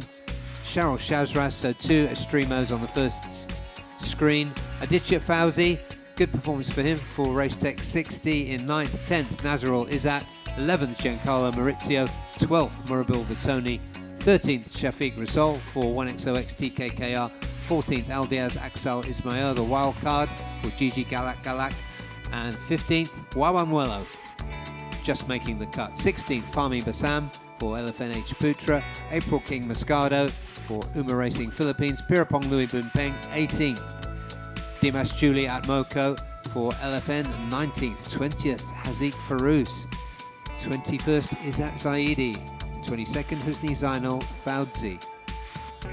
33 bikes in this class, so we continue. 23, Gilang Akbar Roland. 24th, Pascon San Luang for Team One for All. Ilham Effendi for 4S1M. Izam Iqmal for SCK in at 26th. 27th, Nora Kim, Nora Fizula. Pacharagon is in 28th, and 29th, Arai Agaska. 30th, Warapot Tong Don Mon, and 31st in the Vietnamese, Nguyen Antoine. 32nd, Rio Andrianto, and 33rd, Nguyen Hu Tri. His time was at 2:01, so 1:53 at the top, 2:01.6 at the bottom of the timing screens. As we were hearing from Daniel just now, the 250s have got a very strong challenge from Yamaha, who are coming up against the Hondas. And there is the lean and mean looking Gupita Krishna. I mentioned earlier, he was fastest in qualifying. Indonesian rider, what can he do? So let's just take another look at the highlights. So leading away, Wayu Aji was an early leader and indeed maintained strong position all the way through. And there he is with his hands full. I think that's with Wawanwelo. Murabo Vitoni also showed well in the earlier stages, dropped back to 12th, but that won't matter too much because he still made the cut. We saw a good performance also from Cheryl Shazras. There is Nazarul, number 87, going through, 157, Murabil Vitoni. Riders to watch on any race day. There is Nazarul. Izzat just cruising up as they go into the long turn 16. There is Nazarul, followed by Shafiq Rasol, both race winners in 2023. As I said, 33 riders in this field, half of them capable of winning this afternoon. There is Gupita Krishna alongside him, countryman and local Lombok boy, the number 338, Arai Agaska.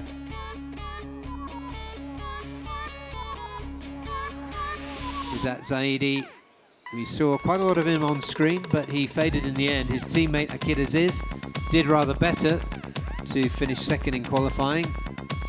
And there is Akid Aziz. He broke down at about the midway point in the session, but he'd already put in his fast time right then. We looked again. There's Cheryl Shazras taking a break.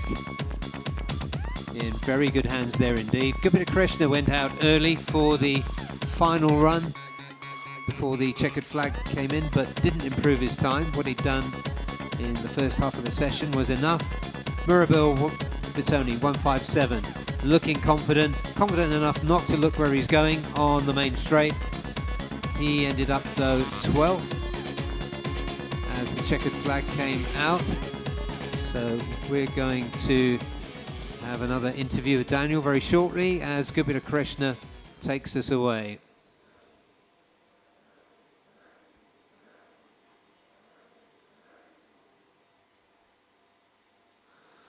So let's take a look now at some of the local riders. We saw a lot of them on screen now. Let's just take a look at what they've been up to.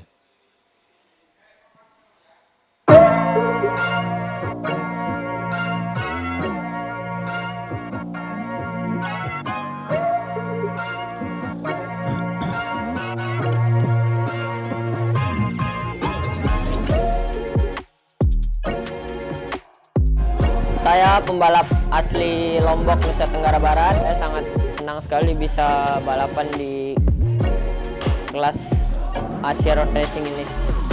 Jangan lupa tonton dan saksikan Asia Road Racing Round 4 di Mandalika ini. Beli tiketnya di themandalikagp.com. Halo, nama saya Rusman Fadil. Sekarang saya balap di TVS. Saya senang kembali berada di balapan ARRC ini, kembali bertemu teman-teman setelah 5 tahun. Mudah-mudahan balapan kali ini saya bisa dapat klasing terbaik. Mohon dukungannya dari warga Indonesia, terutama buat dari Papua, doanya buat saya. Saya kembali ke sini, saya sangat senang karena bertemu teman-teman lagi, bertemu semuanya lagi. Jadi menambah motivasi saya juga buat balapan bisa menang di sini. Oke, buat teman-teman dan fans-fans saya, nonton di live di ARRC, di Facebook dan YouTube, harus dukung kami. Thank you.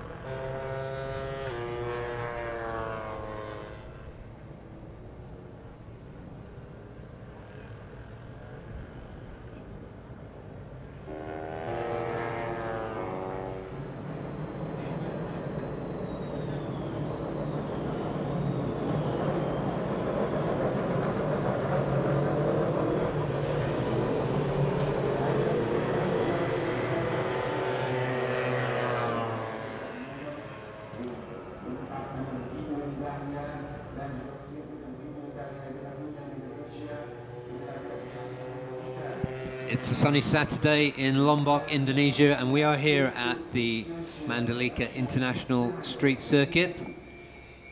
It's the morning, and that means it's all about qualifying, and just trundling out onto the circuit now are the AP 250s. And as we heard from Daniel when his interview with Ferozi Torakatullah just a few minutes ago, the really interesting thing for me yesterday, and Daniel sitting alongside me right now, is that the Yamahas have really got amongst the dominant Hondas, and that's good to see. Yeah, it's great to balance it out a bit, and yeah, it's great. We would love to see the Yamahas fighting at the top, and we've seen that in the practice sessions. They've been right up there. Ferozi being impressive, Aldi Satya as well, coming back and looking as impressive as ever. So this championship does widen up a bit, and yeah, I think this could be quite the difference maker if the Yamahas can really stitch everything together from practice into qualifying and into the double race weekend that we have here. Yeah, we got then Yamaha got some terrific quality riders there, including Ferozi, who you were just speaking to. He's often the very best of them, but coming through as well, Aldi Satya Mahendra, the young rider. He was fourth on combined times yesterday in a nice tight little session. And of course, the wild card and the welcome returning Ray Ratakuri. He's back with his own team and a teammate, Felix Putra, another highly regarded, nationally highly regarded rider. As we just take a look there, and when we keep saying we're just a few hundred meters from the beach, we're not exaggerating. So there it is. That's just a shot, I think, from somewhere around sector 1. Beautiful scenery that we have here in the Circuit Mandalika.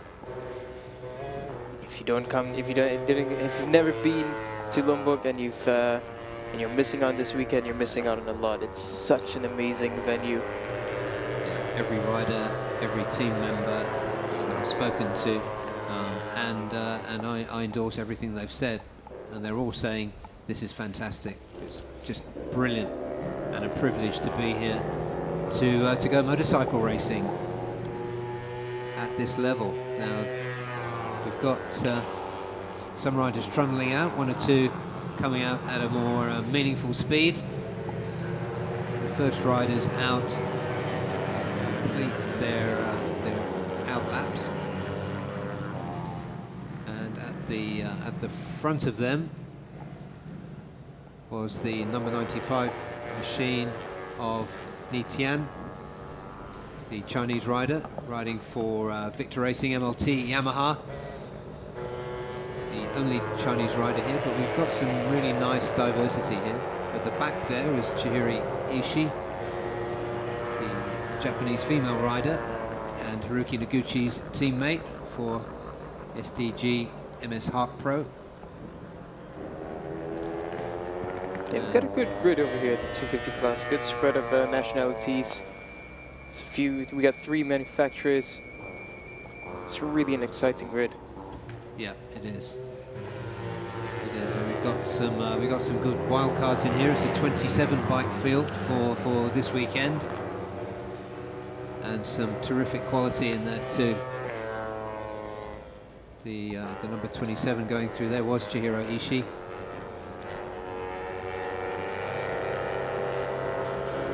Yeah, Victor Racing, they've come with a strong paddock right now. They've got 2 riders in the 250 class, they've got 2 in the 600s, and they got the sole rider in the ASB class. And it's looking like Victor might be slowly creeping back up to where we expect them to be. They are improving, they are trying to build back up, and it's great to see teams improve throughout the seasons. Of course, this is an expensive sport, so it is in the end all about money, but a great team like Victor Racing, it's always good to see them being well represented on the track. And that was Leong Nang Tze, we went through just then, the Hong Kong rider.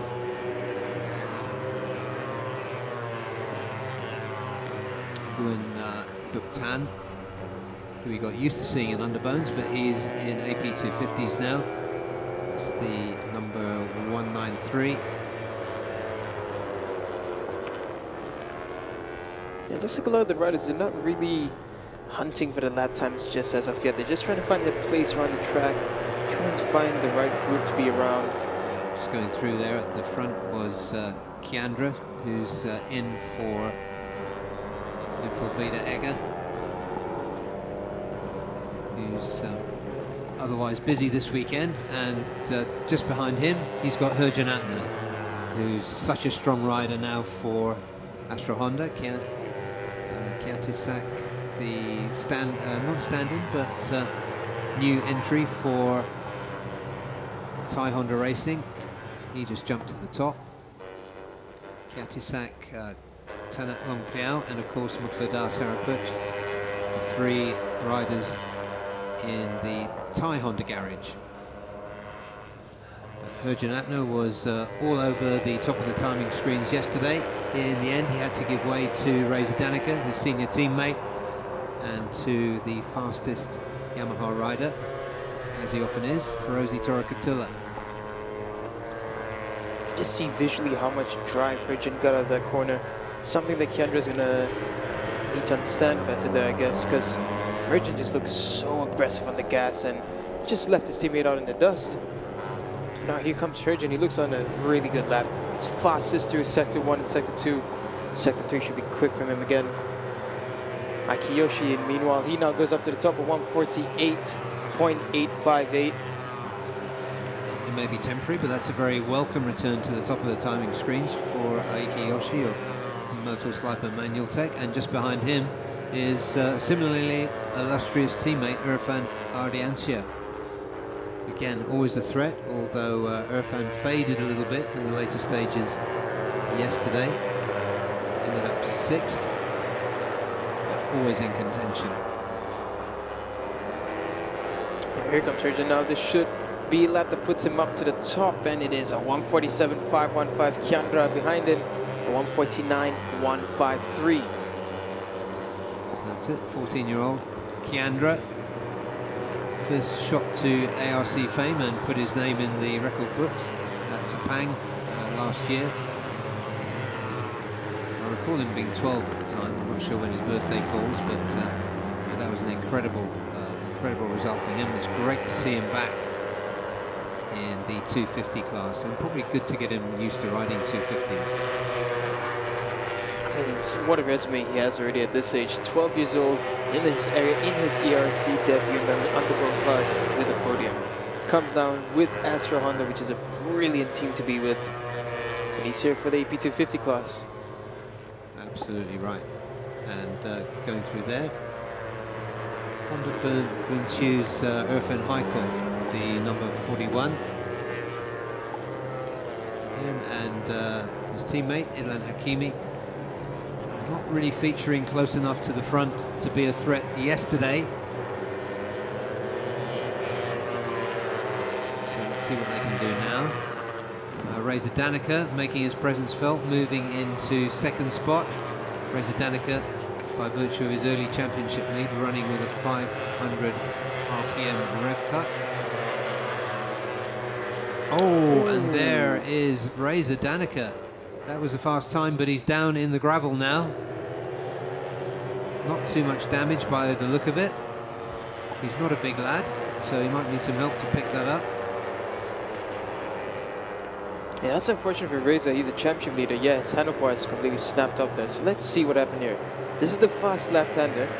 Does he just lose it just going in? Yeah, just tipping it in. Looks like he lost the front.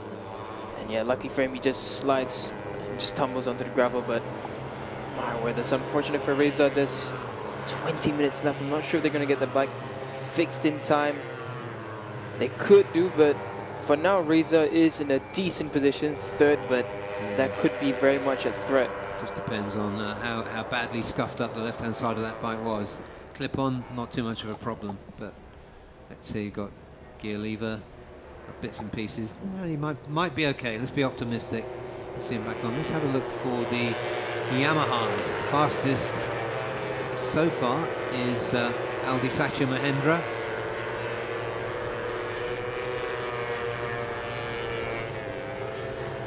looking there. Is that Laiki just gone through? I think that's Liu Ri Yen. Ah, yeah. Liu Ri Yen. Okay, So she's Thai like, one. Yeah. Sorry. Chun Mei.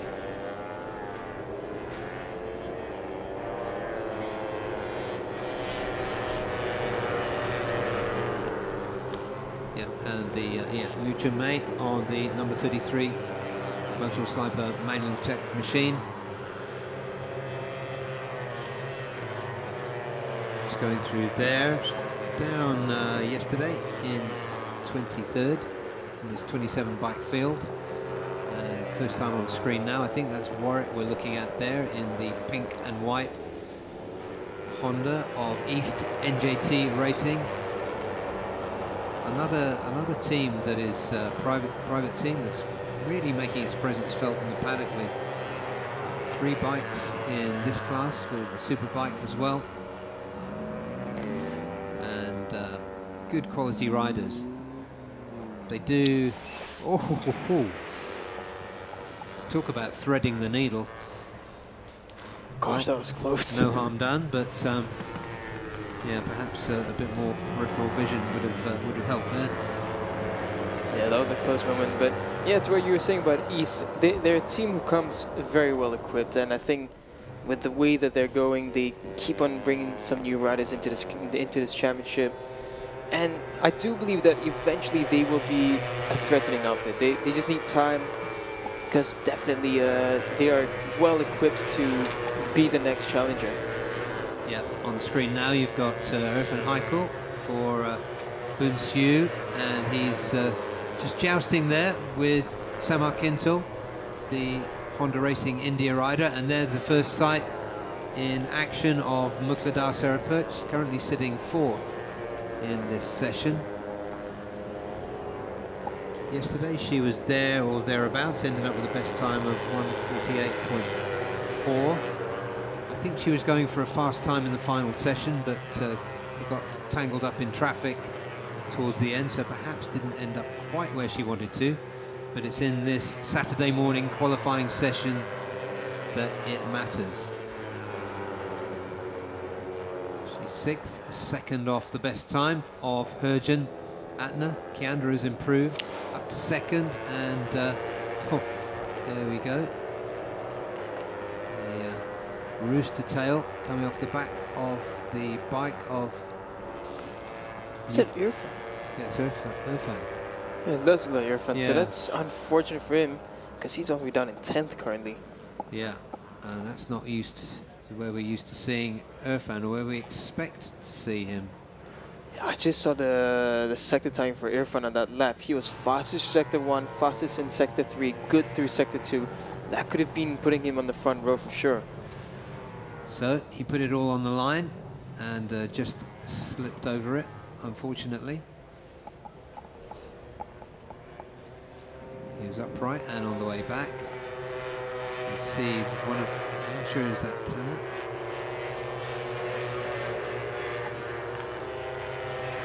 Easy to spot the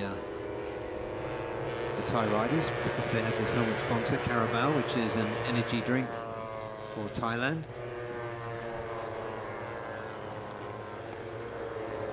It wasn't Tanner, because there's Tanner on track now.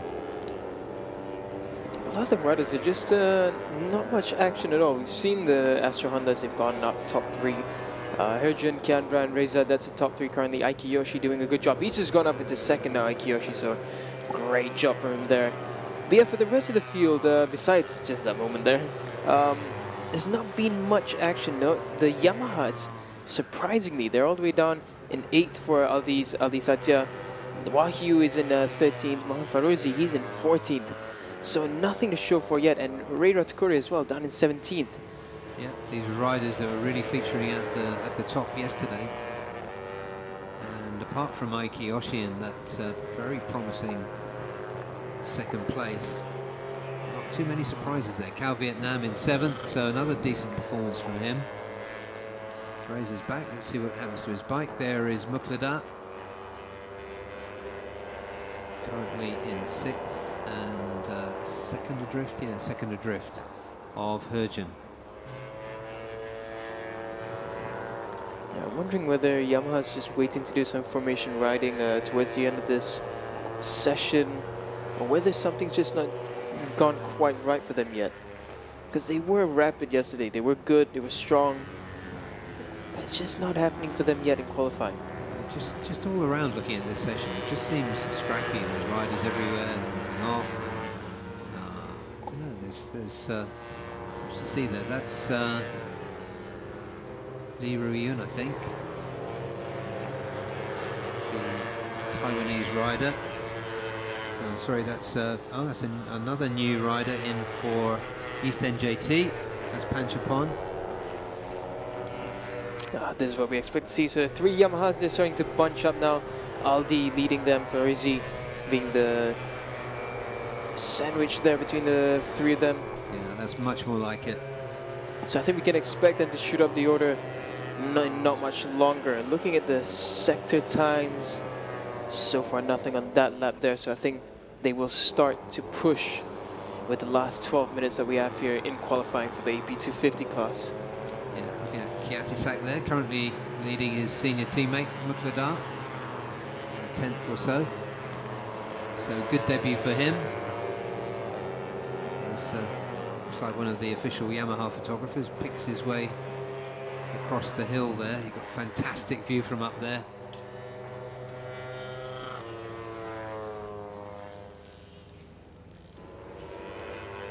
And there is one of the IDEMITSU Hondas.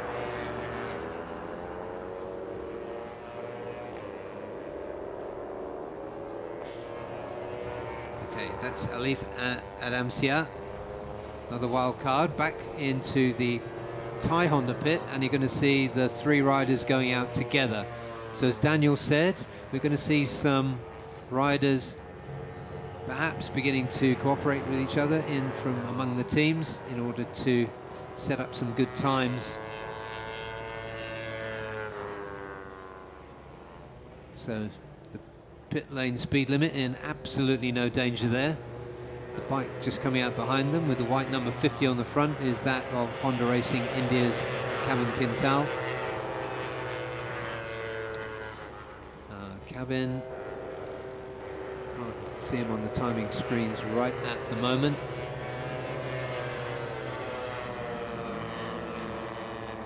Which means he's currently outside the top 20. So it wouldn't be a bad idea for him to try to get a tow from the three red Hondas in front of him. Another nice long view of the circuit there, and a short way of reducing the 4.3 kilometers it takes to ride around this track properly. Mukladara just spotted at the front of that group that distinctive Dayglow yellow number on the front of her Honda. And here we are back with the collaborating trio of Yamahas, led there by Wayu Nugroho, number 89. And he's got Galang, and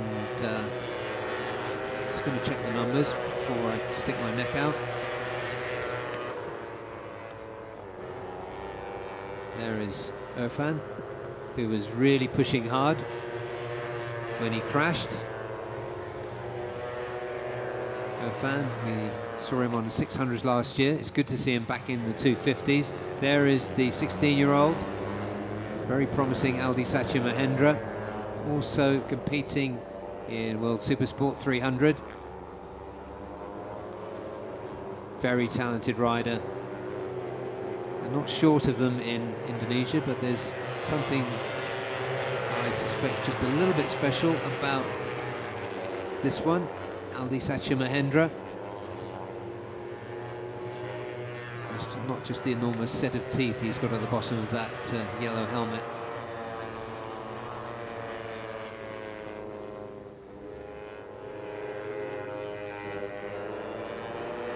And he's got company there from one of the IDEMITSU Hondas, I do believe it is.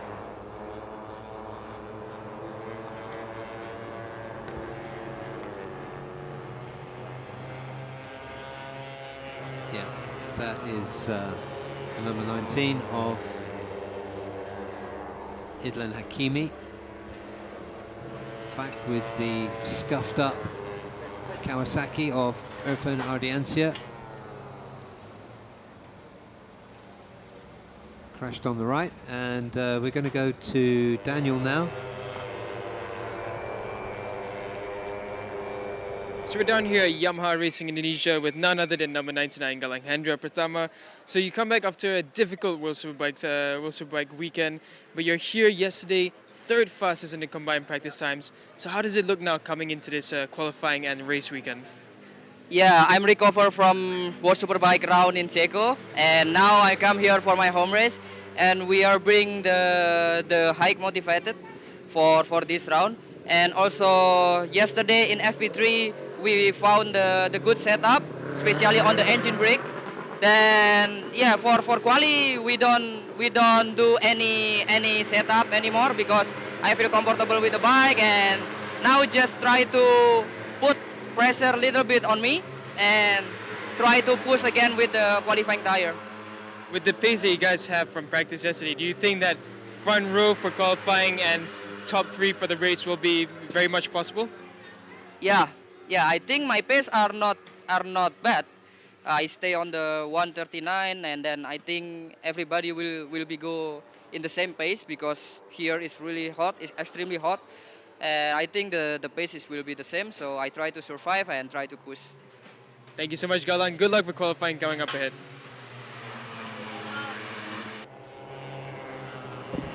As we heard from Galang, the team did what it should have done yesterday in free practice, and they found a good setup, and now he accepts that it's his job to convert that into good qualifying.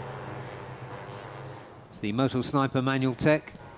Get that machine of Irfan Ardiancia back into good shape. There's just over 6 minutes remaining in this qualifying session for the AP250s. So we're going to be watching some sector times. Mukladar on a bit of a charge at the moment. She's currently 5th, looking to improve. She's looking around. Sector time's not currently available. Kevin Kintel for Honda Racing India. Good job from him. He's moved himself up into P10. Less than a second off the best time. Still held by Herjan Atna. There's Irfan. So Kiatisak running there with Mukladar and other teammate Tanat Long Piao. Good debut for Kiatisak. Currently within a second. Now in 10th, Kevin Kintel has moved himself up. Great performance from him. He's got within 0.4 of a second of Herjan's time. The young Indian moved up into P6. Meanwhile, the 3 Thai Hondas working together on track. Mukladar at the front of them, chased by Long Pliao, Kiatisak. New entry for ARRC in this round, just behind them. Kevin Kintel just behind this trio. Reza Danica, who was another crasher here, he's been pushed down to P5. I'm not sure whether Astra Honda are going to be able to get his bike back out. So Mukladar has moved up into second, 0.14 short of Herjan Atna. There's 4 minutes remaining for this AP250 session. Aiki Yoshi still third. Very tight at the top. There is just 1 second between the top 12. Rider in 12th is Cao Vietnam for Honda Racing Vietnam. Across the line again with Mukladar. She remains second. Good work by the Motul Sniper Manual Tech team. They've got Irfan out again. It looks as though Reza Danica, more good work by Astra Honda, that Reza Danica is going to make a return.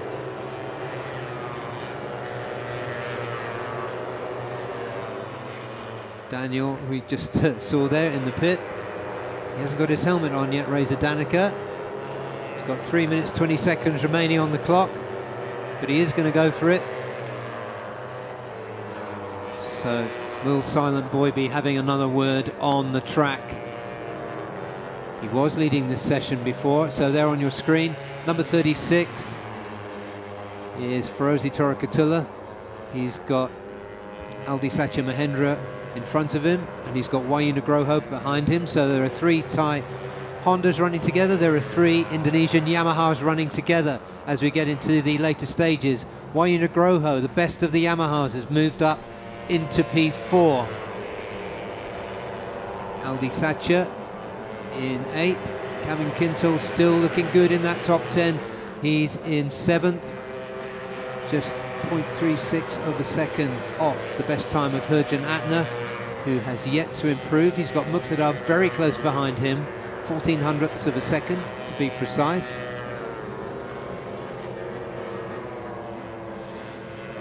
Aiki Iyoshi, can't see where he is on track at the moment. So they come up to complete another lap. Still looking for... So Irfan is going to be on an out lap.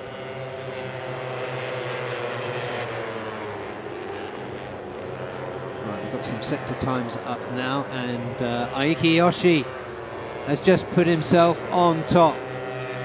The Japanese rider, that's as good as we've seen from him this season, as the Astra Honda mechanics work quickly and carefully on that CBR 250RR of Reza Danica. There is just 1.5 minutes left, so there's not time for Reza to get another flying lap in, which means that he will start provisionally at the moment from the second row, but these are not done yet. Those Yamahas are crossing the line to complete another lap. Herjan has just reasserted himself at the top with a 147.258. So Aiki Iyoshi demoted to provisional middle of the front row, Muqtada provisionally outside, and Wayu Nugroho, number 89, currently 4th. Kiandra, the new rider in for Astra Honda, the 14-year-old, provisionally 5th. Kevin Kintel still sitting there in 7th, now 0.6 off the best time. So Reza Danica is going to go out, and I guess he's just going to check that everything's working, because the checkered flag is out now. Not sure if he'll be allowed out of pit lane, quite possibly not.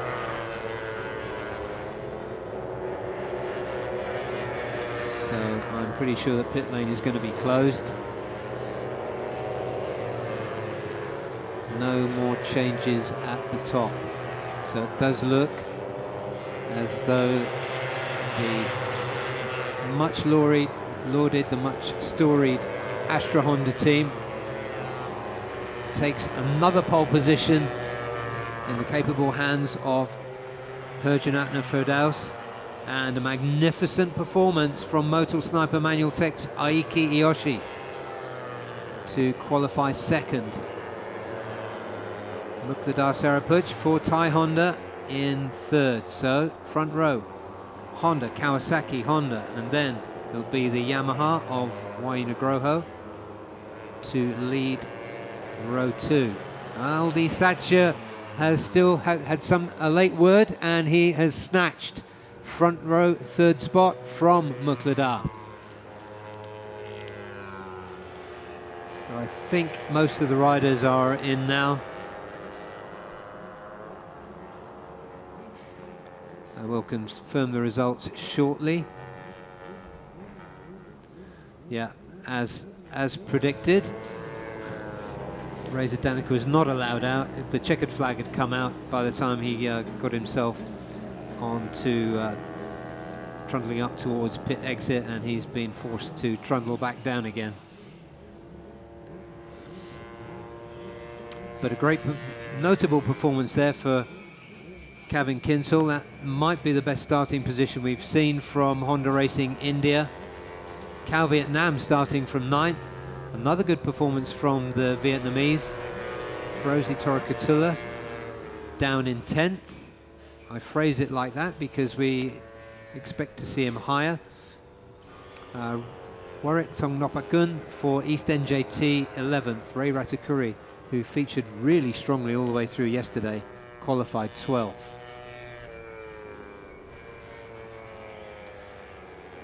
But several surprises there. Scrappy first half of the session, and then we saw the riders and team start cooperating to put together some times that kept us on the edge of our seat right up until the end, especially thanks to Aldi Satya Mahendra. So with the deep blue Indian Ocean in the background, we will go to a recap now of that session.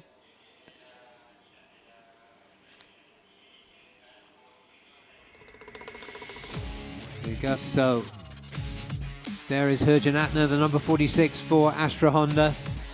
He featured at the front all the way through. An early leader was Kiatisak, the new rider in for Thai Honda, and Kevin Kintel featuring strongly for Honda Racing India right from the off as well. Kevin has experience here from the Asia Talent Cup as well. But here's Indonesian rider Herjan Atner, very much a rider on the up and up for Astra Honda. Aiki Yoshi and Irfan featuring well. The first half of this session was somewhat scrappy, and we did see, with 20 minutes gone, a crash for Reza Danica. It was on the left side of the bike, which was pretty badly scuffed up and just bad enough to prevent him from making another appearance. And there was Irfan, who was later to have a crash. Liu Chun Mei there, the number 33. The third of the Motul Sniper manual tech machines there.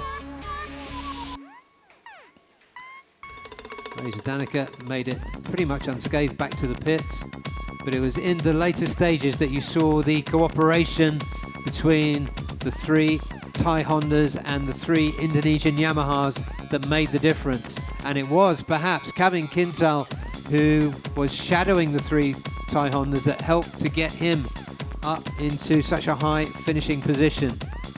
Mukladar put herself into second behind Herjan Atner. Aiki Yoshi still had something to say as Irfan Ardiancia rejoined very late. And the three Indonesian Yamahas working together well, with Ferozi Torakatula, Aldi and Wayu Nugroho. And in the end it was Aiki Yoshi who jumped to the top again, and to be bumped off by Herjan Atner, who will start from pole. And we're going to go down to Daniel, who I believe is in the Astra Honda garage. So we're down here at Park Ferme after an exciting Asia Production 250 qualifying session with none other than the dominant force himself, Herjan Atner. So Herjan, what a qualifying that was for you. You absolutely smashed the lap time, and it's looking like it's going to be a good weekend for you guys all out. Yes, this is good result in qualifying, but I have still race 1 and race 2, but here the setting of my bike is quite good. I will try my best in the race, and I hope I can win the both race. We know the Yamahas are a bit stronger this time around, but qualifying seemed to slip off a bit. Are you concerned that there will be a bit more of a battle in this run compared to the previous runs? Okay, when another team coming, I will enjoy the battle. Beautifully said. Thank you so much, Herjan. Congratulations.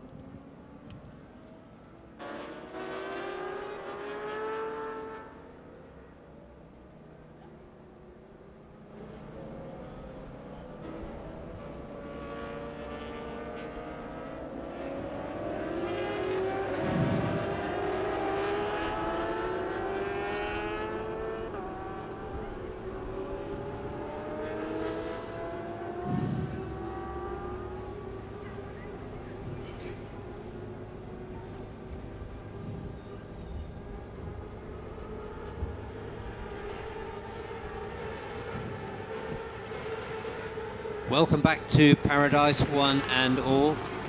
You are with us live for the qualifying session for Supersport 600. We are here for round 4 of the IDEMITSU FIM Asia Road Racing Championship, and the 600s are making their way out on their opening exciting lap for this 30-minute session. The story so far, the story from free practice yesterday, was again one of leadership by Carol Idampawi. In fact, leadership of the INDONESIA Honda team, because it was Carol Idampawi accompanied by Azroy Hakim Anwar and Mohammed Helmi Azman, who showed strongly all the way through yesterday. They were challenged by Yamaha. We heard about the Yamaha challenge in the AP250s. Well, we had a Yamaha challenge from Galang Hendra in free practice yesterday, which was good to see, because we're always looking for Galang Hendra to show well, to show his quality, and we saw signs of it yesterday during free practice. There is Azroy Hakim Anwar. Been a difficult season for the young Malaysian so far. 2 DNFs have damaged his championship hopes, but he's always fast, always there, literally ready to win. As indeed he has. He won in Sepang, race 1 this time around. Daniel has joined me once again in the commentary box. There's a question I've got here is for Kito Abe, talking about the Yamahas and what can he do. We know what Azroy can do. He can win. We know that Nakarina Turapuvapat, somewhere on the screen here, we know that he can win too. And we've seen Kito Abe win, but we haven't seen him showing too strongly so far. Yeah, it seemed a bit of a struggle this weekend for Kito. He's been pretty consistent all throughout the season up to this point. So perhaps just something not sitting right well with him. Every time I've seen him in the paddock so far, he's been very focused, trying to figure out what he can do better. So far in this first flying lap, he's looking decent. He does need to find a little bit of something to try and get onto the top. For now, with 38.856 is what Kito has done. Sorry, that's Helmi. He goes up to the top. 39.260 for Kito Abe.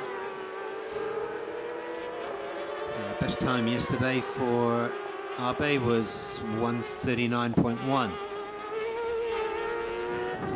So he's close to that very early in this qualifying session. Nakarina Terapuvapat for Honda Racing Thailand in P2 currently after the first flying lap. Huge movement on the rear there. I think that was likely for Ratapong.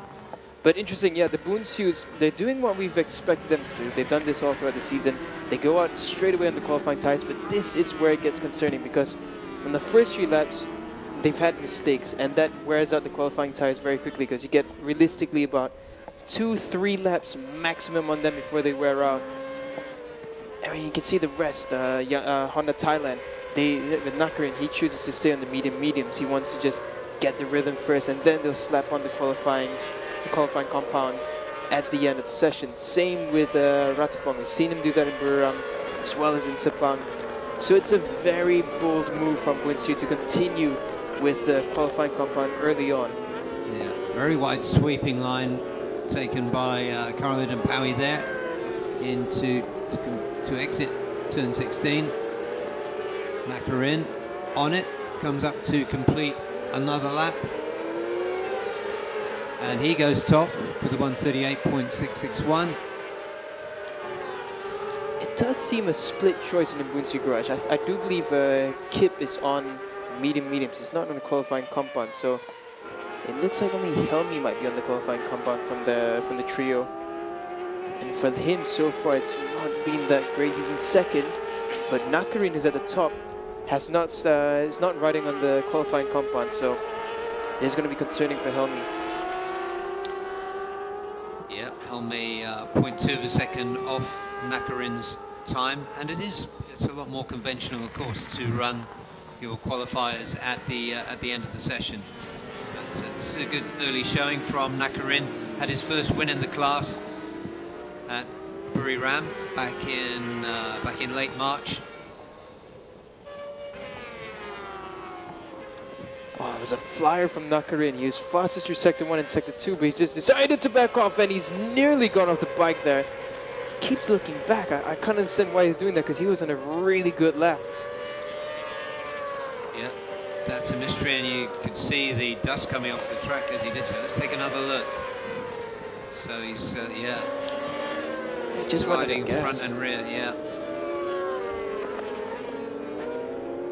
That was a wasted lap opportunity for Nakarin, because he was really on it. Sector 1, Sector 2, fastest, so he would have improved into the lower 138s. High risk, high reward. Push it hard, and you might get the fastest lap, or you might blow it. So Chiro Minamoto now at the top. So it's business time very early now in this session. Although they're still in the 38s, so we expect to see 37s probably when the qualifiers come out. Yeah, this could be a hard qualifying for Helmi. He was in the qualifying compounds, and I think at this point he's the only rider who had the qualifying compounds. And Yeah, he's already provisional mid-second row. yeah, and he's back in the pit lane, so he's probably chewed up more than half of the life in that qualifying tire. And he might have to slap the mediums back on. Yeah, and given the surface of this track, I don't think any more than probably 2 really quick laps are going to come from those qualifying tyres. Yeah, because as we know so far, it's an abrasive track, so the qualifying compound will just get chewed up. So for now, Soichiro Minamimoto really showing up. This is going to be interesting towards the latter part of qualifying when they have the qualifying compounds on. But for now, the Yamaha looking very strong in the hands of the Japanese rider. Yeah, he's a confident rider. He had a fairly quiet day by his standards yesterday. But this is when it matters. It matters in qualifying, especially in this class where the difference between the top riders is so tight. We're currently looking at 1 second covering the top 10 on track now. Kip has just gone up into the first position, a 138.523 from him. So he takes provisional first for now. Kip has just been so strong. Yeah, fastest time we've seen so far.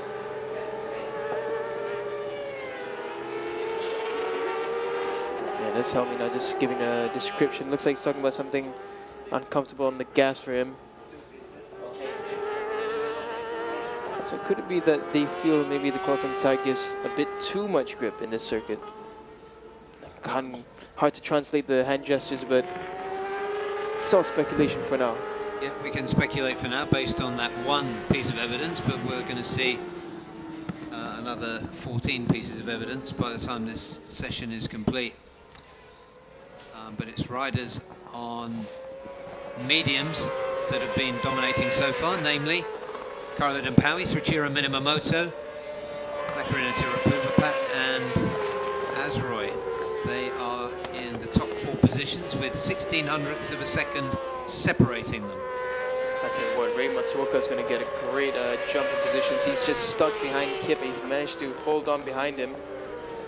And looking at his second times, he is improving quite a bit. So I think we can expect Ray Matsuoka to be somewhere about 7th or 8th by the time he crosses the start-finish line. He follows Kip now. He's going to get a little bit of slipstream as they exit. He comes across now. Kip's not on a fast lap. That's a 38.7 for him. Ray goes up into 8th, so 39.096. Great job there from the Japanese rider.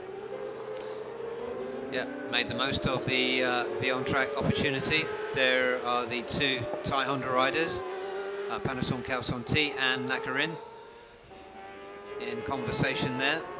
We saw them working quite well together yesterday, and we saw Panason, particularly later in the day, performing quite well. But there is Nakarin, all eyes on him. He knows, and he will tell you if you ask him that he needs a win to do something about his championship winning chances.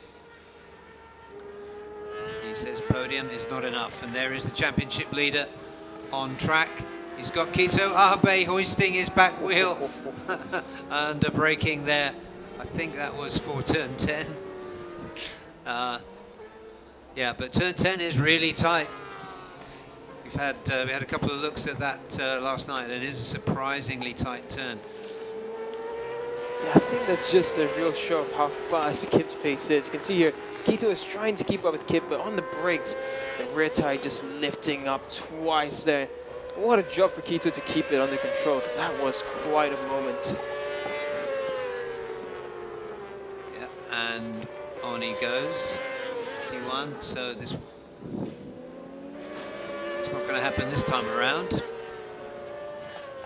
In he comes to the pits, followed by two of the Bunsu Hondas.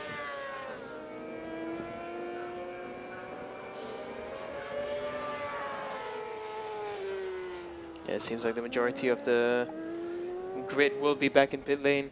Ibrahim Nordin, he's just come across and set his first flying lap at 141.010, so we know that it's nowhere near what he is capable of, and he will definitely be pushing for more, and he has a 139.554. Now mind you, he's all the way down in 13th, but he's only a second away from Kip at the top. So this group is really tightly packed. Yeah, this is very tight. You'd expect to see it in this class and at one of the shorter circuits. Unlike what we'll be seeing after this session with the superbikes. Yeah, that's a whole other story right there. There's a whole Bermuda Triangle between first and everybody else. Yeah, for now, out on track, we just have three riders. It's Ratapong Wilarot, Ray Matsuoka, and Ibrahim Nordin. Four riders. And Muhammad Fadli as well. He's, I would say timing-wise, he's doing decent, but he's all the way down in 11th. I think he might find a little bit more with 16 minutes left. We'll see. Galang Hendra, he's struggling a bit. He's in 10th, 0.7 seconds down in 10th. Kito Abe after those couple of moments trying to follow Kip. He's back there getting rehydrated. So for now, the fastest sector times are quite scattered. Azroy having the fastest third and fourth. Fastest second sector goes to Nakarin. Fastest first sector goes to Soichiro. But right now it's business hour. The qualifying compounds will be on at any moment. Yeah, and we'll see a shake-up. Yeah, and to your point about sector times, the fastest through the all-important final sector is Azroy through sectors 3 and 4. And it's interesting, Kip doesn't have any fastest sectors, but he's very consistent throughout all of them, very fast through each and one. So that's why he's at the top right now.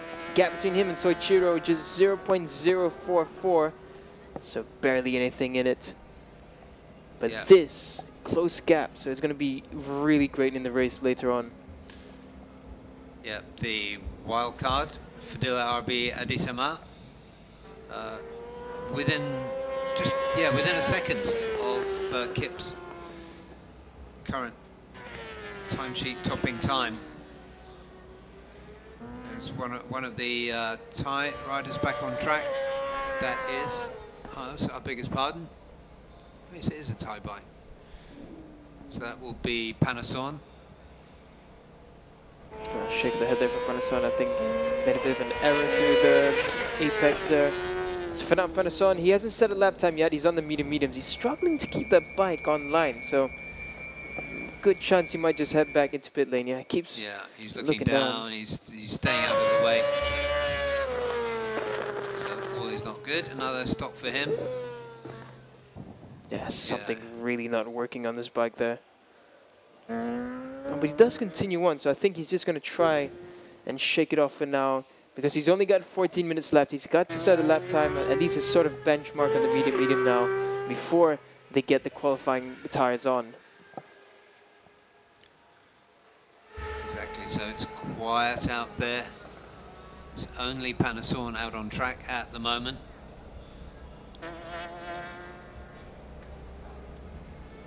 Made a promising start in Supersport 600. This season has been on the quiet side, you have to say, for him.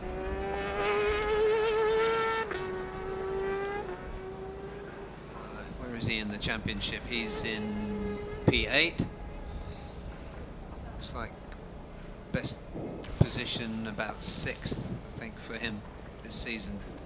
There was another moment for him there. Again, he just his left leg lifted off his foot peg, so he looks really uncomfortable on the bike in this session. Yeah, the bike's moving around a lot.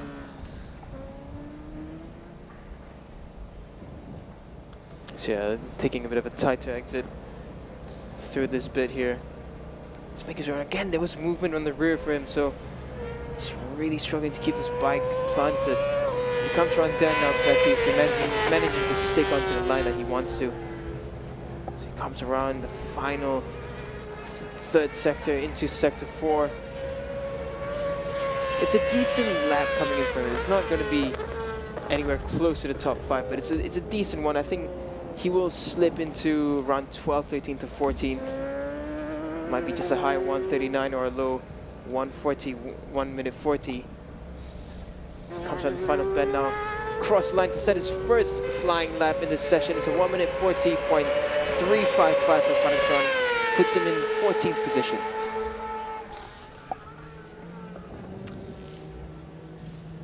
But that's a useful time on track for Panasonic. The first time visitor to this Mandalika International Racing Circuit. And there are so many turns here. You're surrounded by the red and white curbs and the green and the red and the asphalt runoff areas. Easy to get disorientated. And rider coming out now on that rear qualifier is Galang Hendra. So game on now for Galang, the number 99 Yamaha. He's coming out on qualifiers with over 11 and a half minutes left on the clock. So outlap for him. Chip Nakarin having a look. Tyre warmers covering that rear tyre, but you can be pretty sure that there'll be a green flash on it when it becomes uncovered. Yeah, here comes Galang now. The first rider besides Helmi Yasman at the start, who's on the qualifying compound. Yeah, it seemed very much during your interview with him as they said, well, yesterday we did what we needed to do, we found out what we needed to do, I've got a good setup, and now it's down to me. Here's the Chinese rider.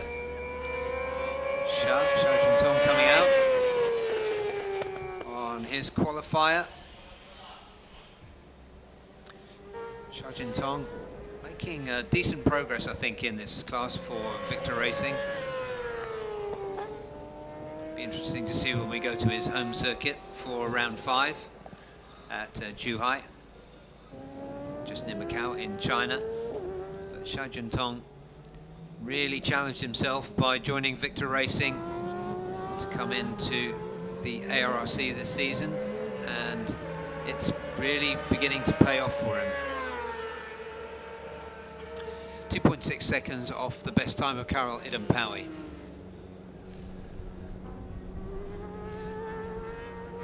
And the Bunsu Honda pit sit impassively. Nakarin sits impatiently, meanwhile, in the Thai Honda pit, clenching his fists, looking around. He's a rider who wants to get on with it.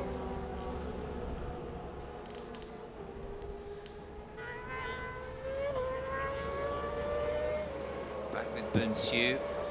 Helmi Asman, of course, has been out on qualifiers, so it'll be interesting to see what his times are. Galang Hendra now on the number 99 bike. I think this will be his the end of his sighting lap.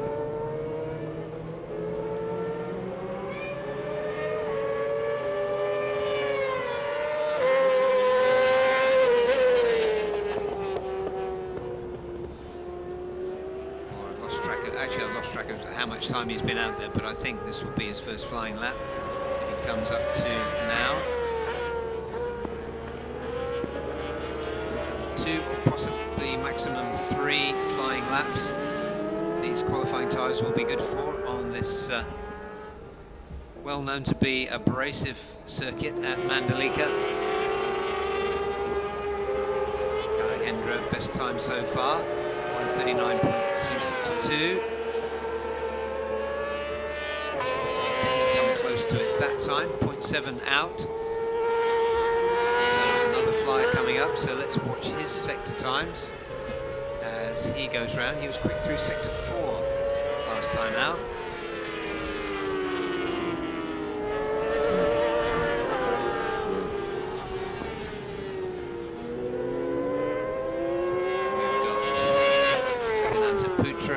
Out as well, and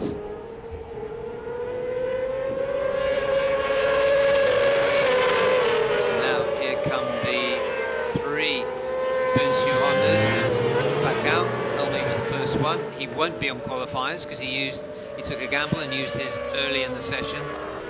2 Astra Hondas are already out on track.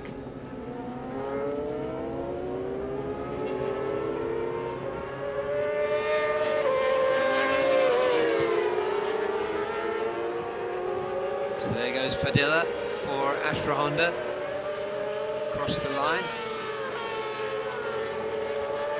So, start of his flying lap.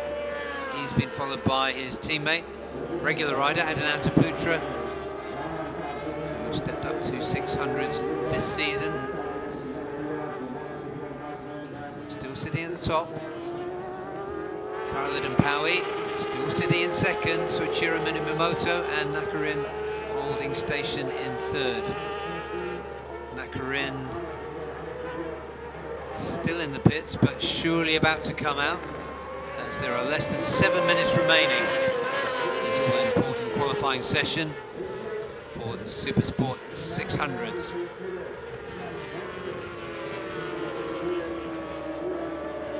Because of the tyre wear issues we were talking about in the ASB 1000 extra practice session earlier, there is a 2-lap reduction in race length for Supersport this afternoon. That will be a 10-lap race for them.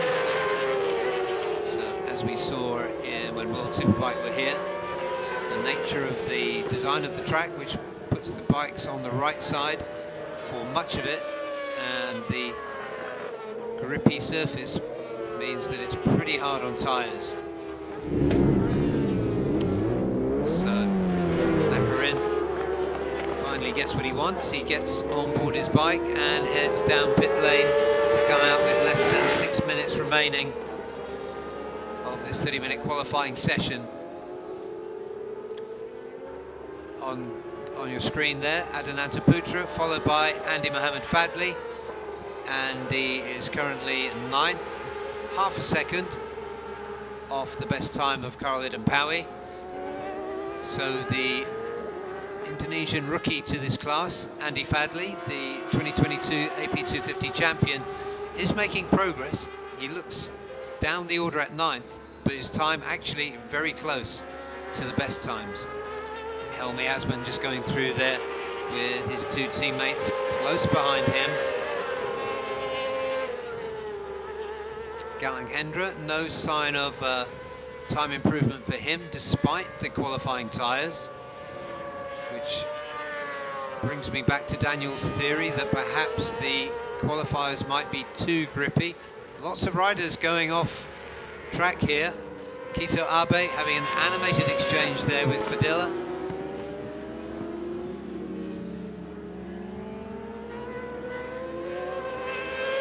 So a lot of tension out on track now.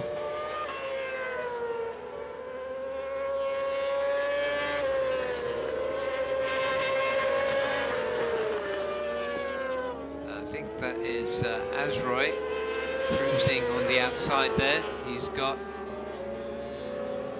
Here's Ratapong. We haven't seen too much of him in this session. Ratapong on a qualifying rear tyre, as you can see, as he comes around to complete a lap. Ratapong, this has been a quick lap for him. He put in a very fast sector 2. Let's see where he goes now. He jumps up to 5th, half a second off Azroy's time. Azroy is now at the top, so the qualifying tyres coming into evidence now with a nice lap there from Ratapong. A timesheet topping lap from Azroy, who has the best time currently. No surprise to see Azroy going as quick as he was. So his best time, 1:38.293.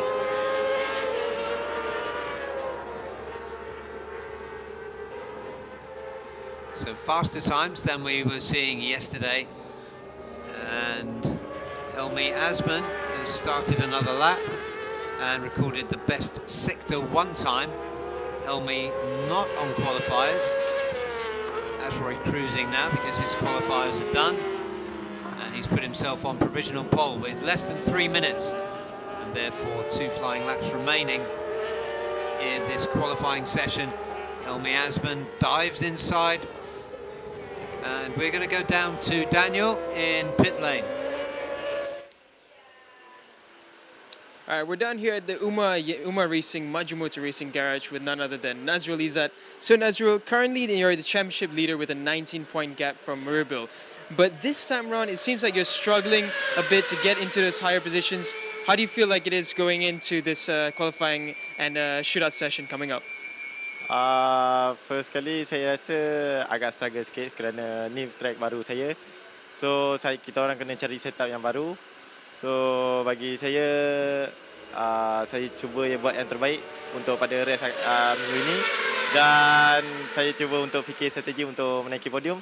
Bukan mudah untuk podium kerana 1 sampai 33 semuanya laju. So bagi saya akan cuba yang terbaik insyaAllah.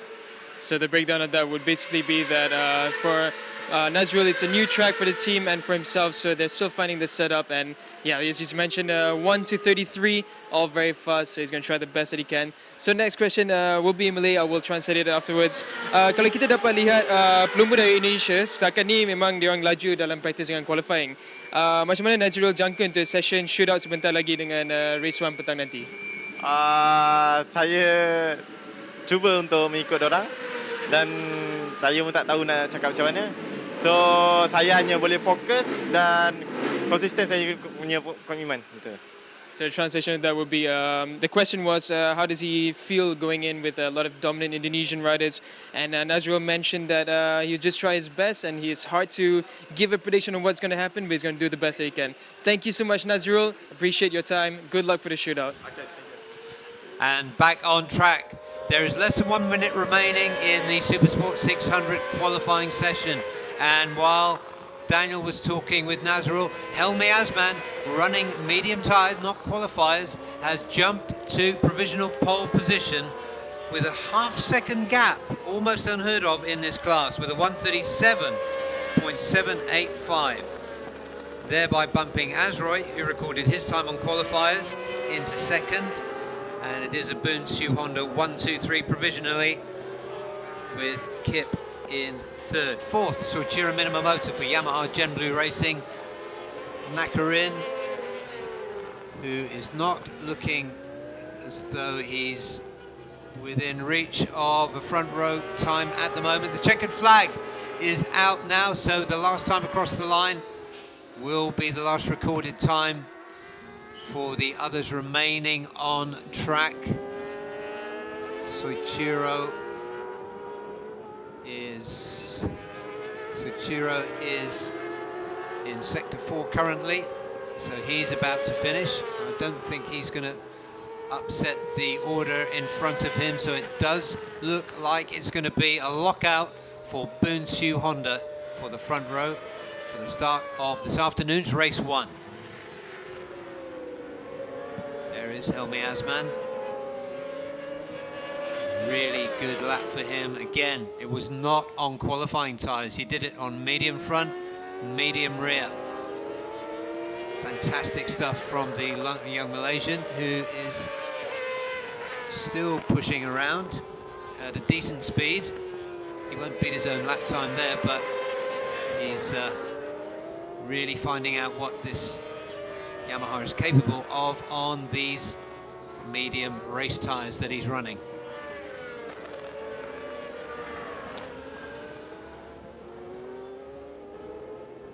Nakarin, we haven't seen him complete Sector 4, so we're going to have to wait for the results to come through. That was a very decent lap from Helmi Asman. Still faster than anybody else. It was only 0.4 of a second off his pole winning time. That's a magnificent achievement for Helmi Asman late in the session. And the wild card for Astra Honda, Fadila RB Aditama, has put himself on the second row, 3 places ahead of his regular ARRC teammate Adinata Putra,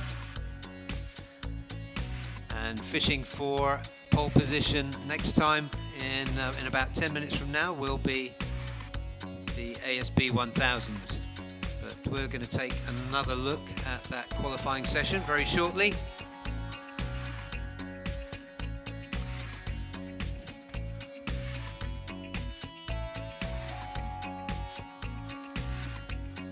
So here are the qualifying results. Helmi Asman, 137.785. Magnificent performance from the young Malaysian. Ahead of teammate Azroy Hakim Anwar, ahead of Karol Idampawi, championship leader, and Bunsu Honda teammate. Soichiro Minamoto, the number 22 for Yamaha Gen Blue Racing, was 4th.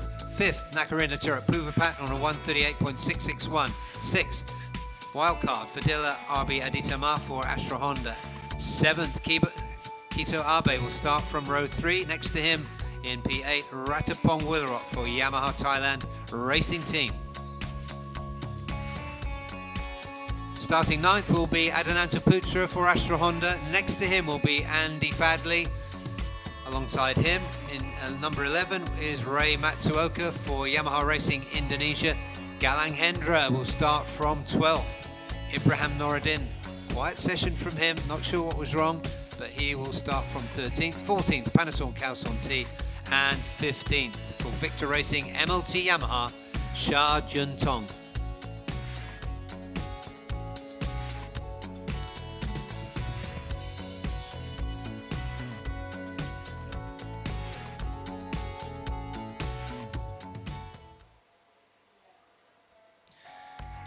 And this is how it happened. Early in the session, it was predictably the Bunsu Hondas. Nakarin and Kito Abe also got amongst it. Nakarin on screen there, pushing his bike really hard. Later on we would see him in a dramatic two-wheel slide that he just about kept upright. He put himself at the top early in the session. Soichiro Minamoto moved to the top as well and stayed there for a while. Kip, Azroy and Helmi, the 3 Bunsu Honda riders, keeping their powder reasonably dry at that point, running in 3rd, 4th and 5th. But it was the number 49 of Ray Matsuoka who impressed us around about the mid-session point by recording 139.712. Helmi Asman took a break. Helmi went very early on qualifiers and we thought he'd shot his chances by doing so. But we'll see what happened later on as Karol Idampawi asserted himself, the championship leader, back at the top of the timing screens. Chira at this time still up near the top on a provisional P2. Nakarin had an extended stay and his compatriot Ratapong Willarot showing a lot better than he did yesterday on the Seoul Thai Yamaha. But then with 3 minutes remaining, Azroy Hakim on qualifiers put himself at the top to be replaced very shortly by his teammate Helmi Asman on mediums, took pole position from his 2 teammates. And we're going to go down to Daniel now in pit lane. So we're down here at Park Femi after an exciting Supersport 600 qualifying session. An unexpected change for who went up to the top. Helmi, you came out on the qualifying compounds, swapped back to the mediums, and you went to the top on a non-qualifying compound. Could you talk us through the qualifying? Yes, of course. From yesterday, we know I'm still a little bit struggle, so I cannot make the 38 and just make the 39 in the practice. So for today, I try to attack with qualifying tire first out, and my feeling was good, and I can get the 38.8, but not enough because Pawi yesterday he make 38.6 with medium tire, so I believe I can do better. So and after the media session, I back to pit and try to change the medium tire and I try to attack. My feeling was good and yes, I very surprised because I see 37.7. I will this problem or not. So my label also show the P1. So okay, finish. Thank you so much, Helmi. That was a great session from you. Congratulations and good luck for the race coming up.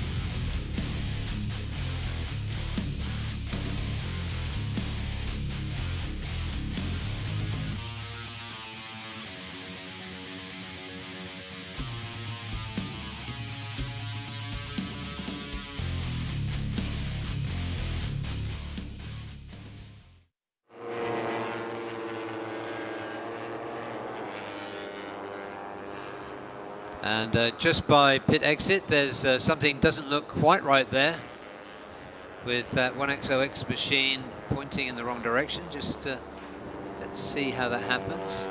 Oh! there was a clash there between two 1XOX riders. That I think that was Hafisa Rofa who went down. Clash with Shafiq Rasol. That is of great concern, because what we have here is unusually, because we've had to squeeze the schedule to accommodate that extra session for the superbikes, we have just a 10-minute shootout for the top 15 positions on the Underbone 150 grid. So Hafisa Rofa cannot afford this.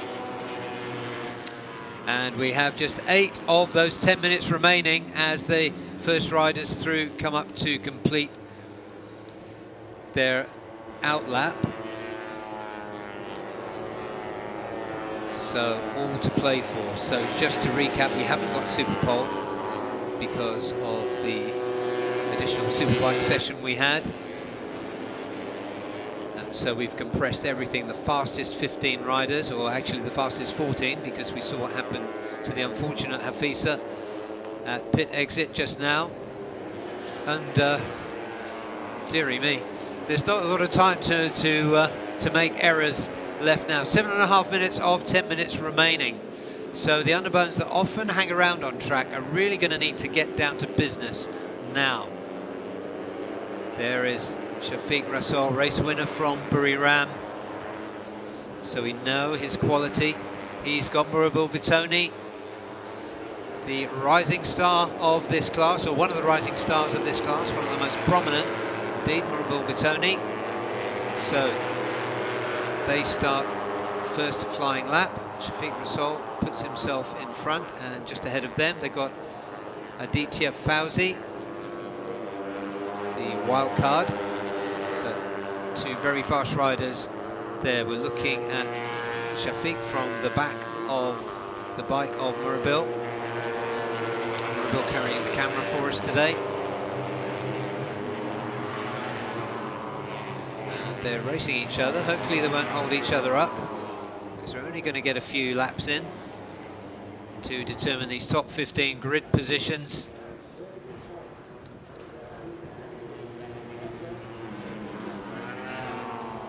And these riders looking as though they will be the first to make their presence felt in this battle for the top 15 grid positions. Fastest this morning was Gupita Krishna in the qualifying session from Akid Aziz, who crashed halfway through but put in a very fast time early enough to put him through comfortably into this session. So Aditya Fauzi is just in front of these two we've got in the middle of our screen now, Murabil and Shafiq Rasol. And speaking of the fastest rider from this morning, Gupita Krishna, he was very fast in the sectors, and he's just put himself on provisional pole with the best time of 1:55.9.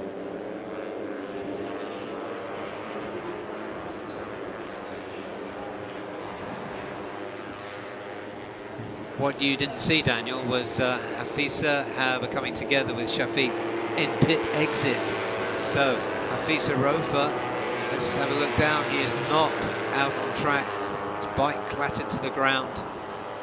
So very unfortunate start for the Malaysian star Hafisa Rofa.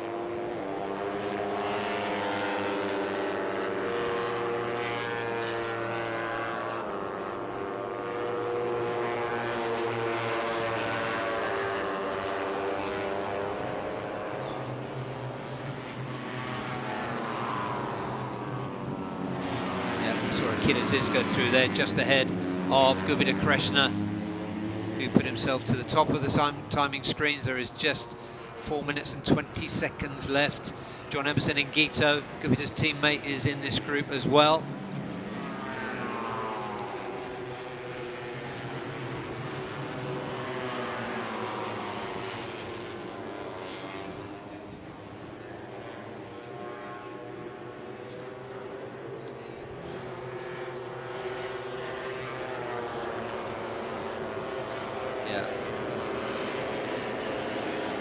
Yeah, this is a good group. Has a little bit of a lean on the Wild card there from Nazrul, asserting himself.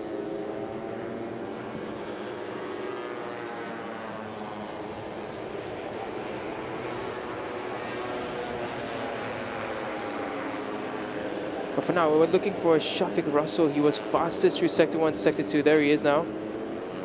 So he should get decent slipstream coming out. I think this will be a lap that puts him up onto provisional pole. Yeah, and there's the rider you're looking for, I think, Daniel. That's IDEMITSU Fauzi, the wild card, who is doing particularly well. What is going on there? IDEMITSU and Murabil, two Indonesians. A bit of spike there. There was a foot waving. Quite sure how to translate that body language. Hopefully it was body language and not an assault. But Shafiq has gone to the top now. 155.55. Murabil's next. Gupita is in third, and Wayuaji, who we haven't seen on our screens yet, is in fourth place from John Emerson and Gito. And Dicha Fauzi just dropping down a little to sixth. Does realize that he's on a hot lap. Gupita Kresna as well.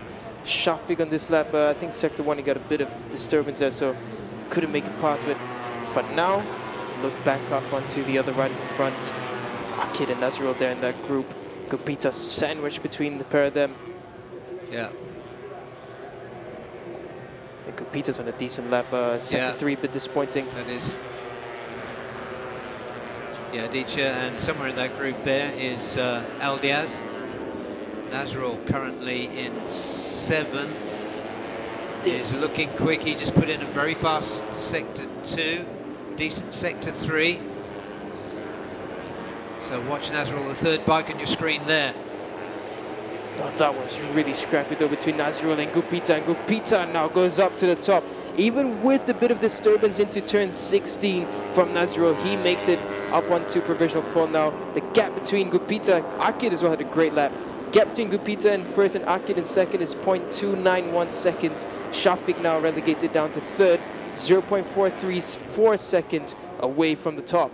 And this is the last flying lap that we're going to see from these riders. The checkered flag will be out next time they come around, as Daniel makes his way back down to pit lane for another interview, but all to play for now. How will the order change? Gupita Krishna, we've seen him at the top on two separate occasions. Akid Aziz has been fast all the way through today, very fast in qualifying this morning despite a crash.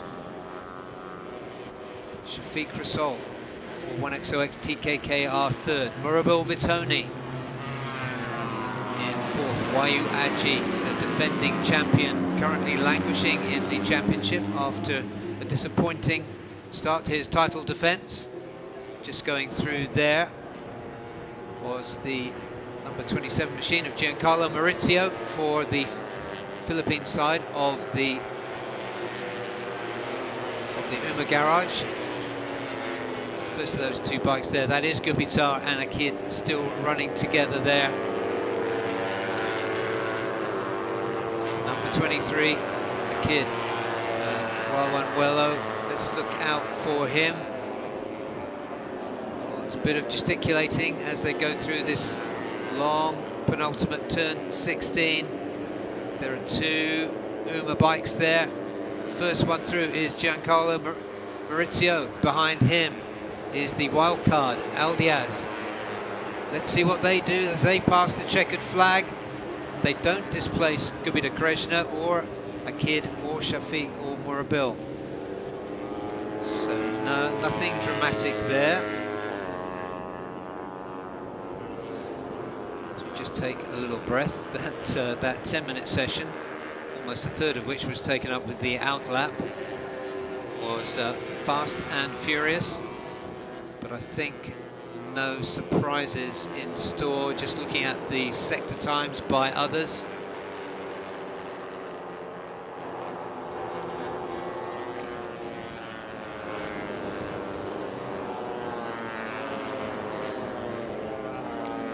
So another fine performance by Gupita Krishna. You rarely see the fastest rider in qualifying come through as the fastest rider in Super Pole. This was not quite Super Pole, but a shootout for the top 15. And Gupita once again came through, so fastest on combined times yesterday, fastest in qualifying. And there he is. He will start from pole position in this afternoon's race 1.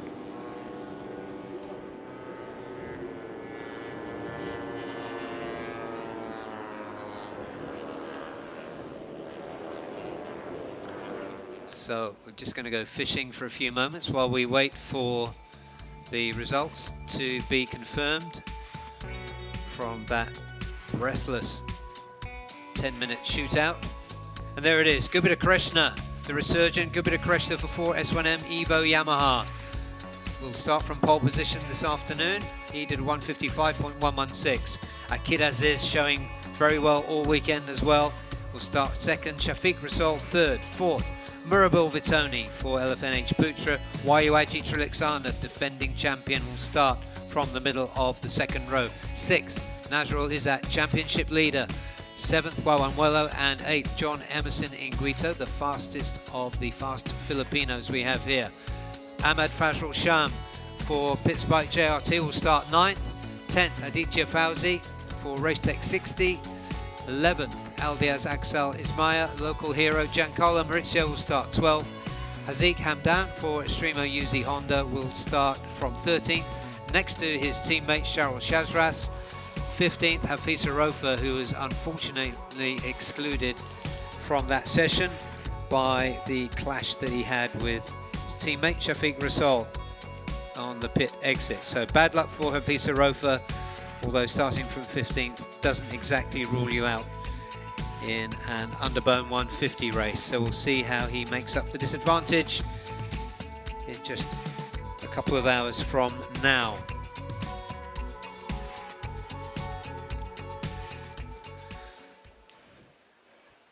Let's just roll a recap, which will be most of the session because this was only a 10-minute shootout. We saw Shafiq Rasol, who survived that clash with Hafisa Rofa in pit lane, to make a lot of the early running, running close together with Murabil Vitoni, who is another rider that has been fast all the way through the last 2 days. Indonesian flag fluttering from the back of that Yamaha, that LFNH Putra Yamaha. Shafiq behind him at this point as we got to halfway through this session. Was Shafiq at the top, but soon it was about to change because the rider just going through at the back of that group, Gupita Krishna, two-time champion and showing great form in this 2023 season, put himself at the top. Wayuaji, defending champion. Those riders have 4 championships between them. Jumped into second, quickly to be replaced by Shafiq as the minutes ticked away. Gupita Krishna was running at that point with the rapid Cardinals rider Akid Aziz and Nazrul Izzat. So 3 main contenders running together, running really fast, together with Wawanwelo, who is a little down the order at this point. Head down as they got into the final 2 flying laps. Wawanwelo pushing, but in some traffic. But it was Gupita who was sitting at the top. Akid Aziz sitting second and challenging Gupta on track. Perhaps a foretaste of some of the leaders for this afternoon. Giancarlo Maurizio also pushing hard in the later stages. And as the checkered flag comes out, it was confirmed. Gupita Krishna top the timing screens. He'll start from pole position.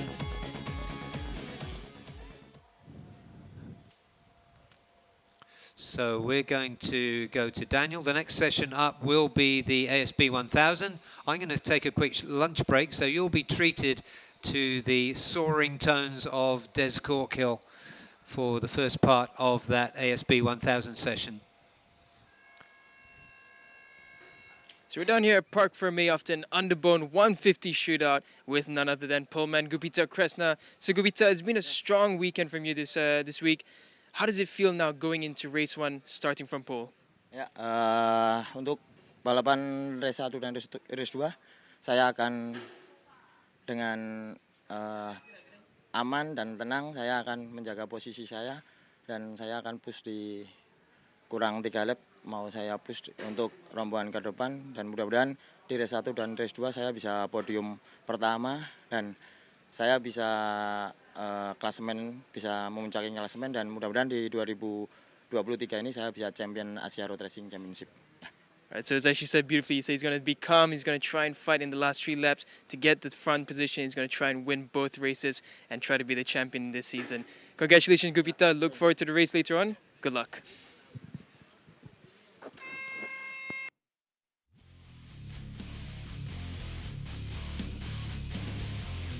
IDEMITSU engine oils are precisely formulated for meticulously engineered Japanese car engines. We are committed to delivering optimal performance. We fulfill this commitment through 5 ultra-protective benefits known as Quintec Guard. They unleash the peak performance of treasured cars. Drive anywhere with confidence. Feel the excitement in your heart. The highest quality engine oils in the history of IDEMITSU. IDEMITSU IFG7.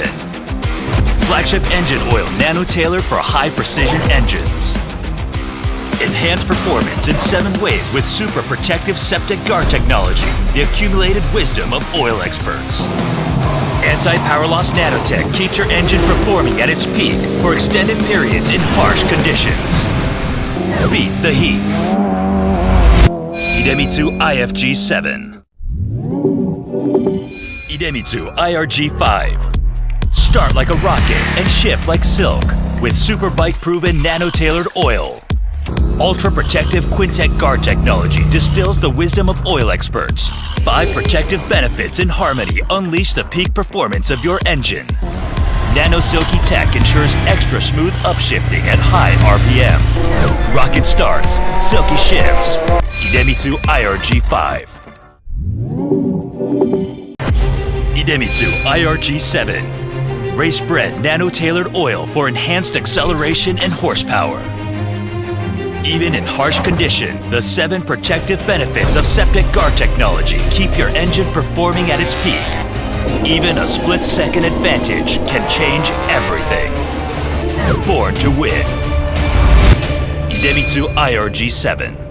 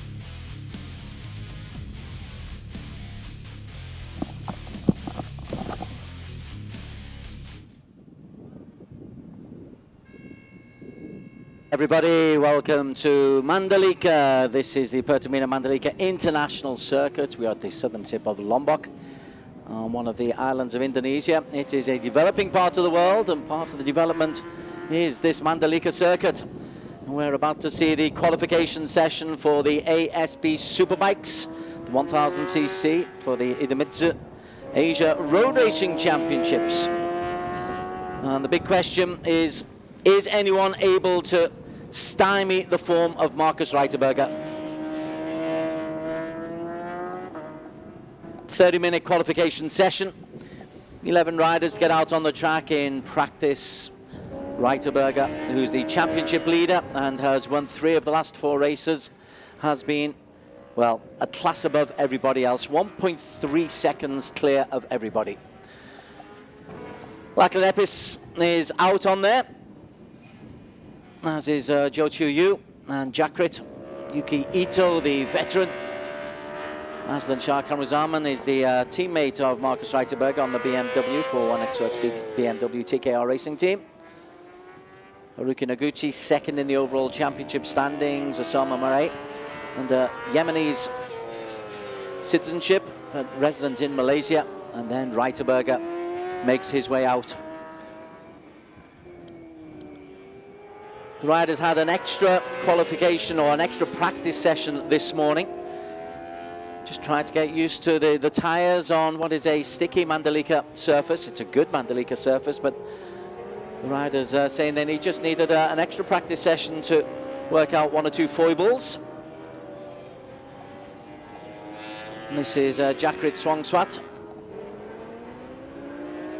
riding the Honda CBR 1000. He's from the EST NJT racing team. Had a reasonable season, accumulated 33 points, has picked up points in every race so far this year. Easy to pick out the purple livery. He's the first one out there to put any kind of a lap in.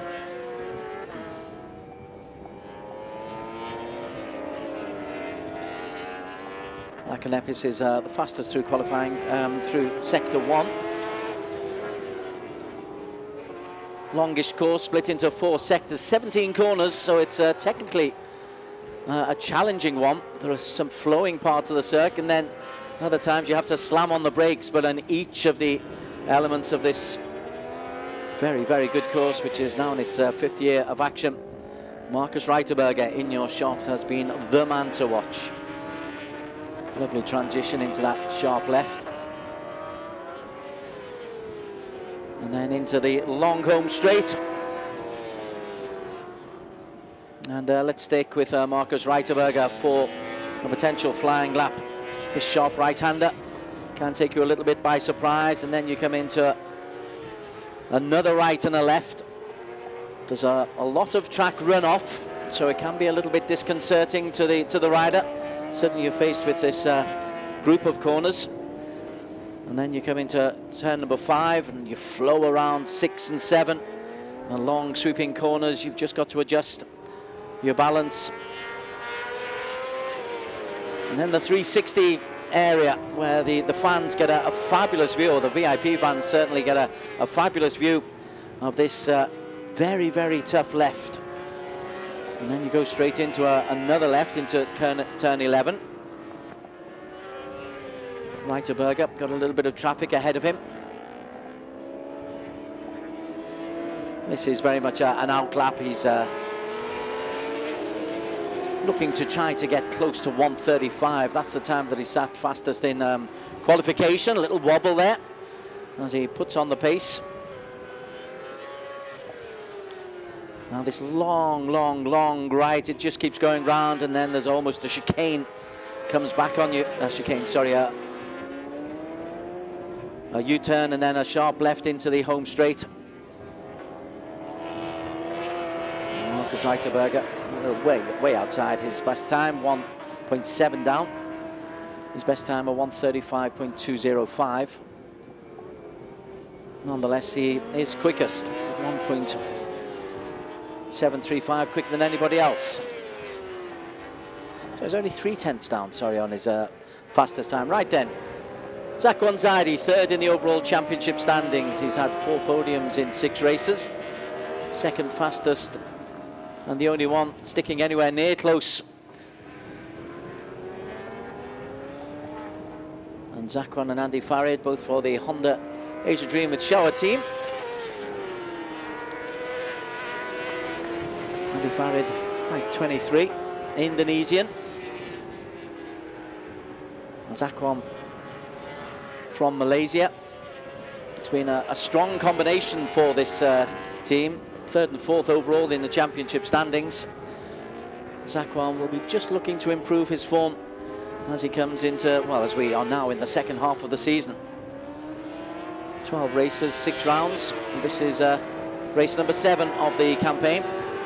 Zakwan will go over in P4. 1.2 1.2 down. And Andy Farideh's the heart is just a second down on the fastest lap right then. Aslan Shah Kamruzaman, former champion of this superbike class, the inaugural champion of this superbike class on the Asia Road Racing Championship.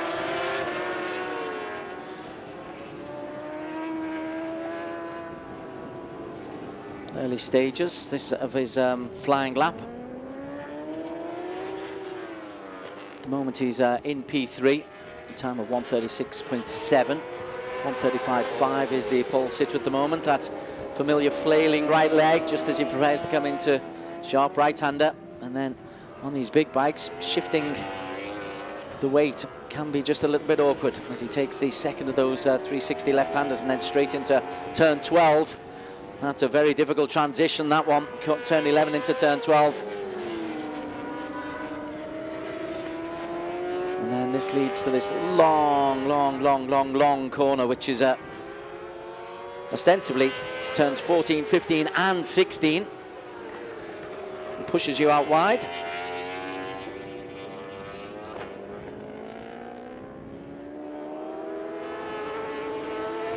Very technical, the last part. Got to get your line right, and on this surface the riders have been saying that there is a specific line that you've got to take.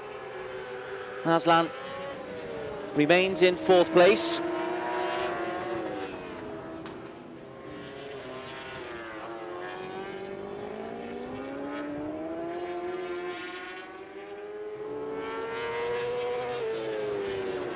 On board with Aslan.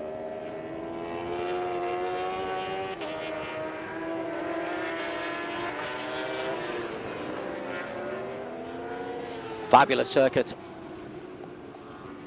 As you can see, that is the backdrop. And one or two of the racers were saying in the press conferences beforehand that sometimes they just have a little look over that bay. It is rather beautiful. The tide runs in. Yeah, we're here for the racing though, boys and girls.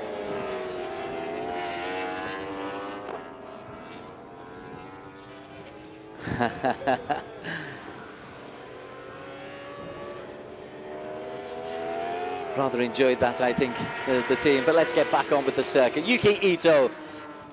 Tell you what, he's not quite so comfortable, I think, Yuki, because it's a little bit warmer. It's very nice to have a look at the countryside and the waves lapping in. But Yuki Ito, he's on a flying lap here. He's not had the best of seasons, Yuki. He only joined in Sugo, so this is his 3rd race of the season. 2014 runner-up in the Asia Road Racing Championships at the Super Sport 600 class. Racing for Yamaha Gem Blue. His social media posts have been popular, but how quick is his lap time? Yuki Ito. He's not fast through sectors 1 or sector 2. In fact, he's relatively pedestrian through sector 2. Currently P8, best time of 1:37.968. It's still Reiterberger who's leading the way. The serious stuff will come when the qualification tyres get put on, and the riders who've had 4 practice sessions here to get used to the circuit.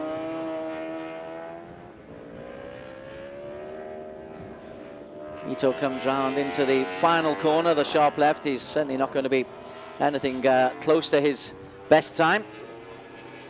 1:38.6, which is a full 3.4 seconds outside the leader. Zakwan Zaidi currently in P3 at the moment. He's 1.2 down on the fastest lap of Reiterberger. Guys out on the circuit at the moment, including Reiterberger, who's just going through sector 3 on another outlap, as Zakwan gives important feedback about how the tyres are working, the stickiness of the surface. That long straight with the really good spectator facilities opposite the paddocks, and there's grandstands all the way around this facility as well.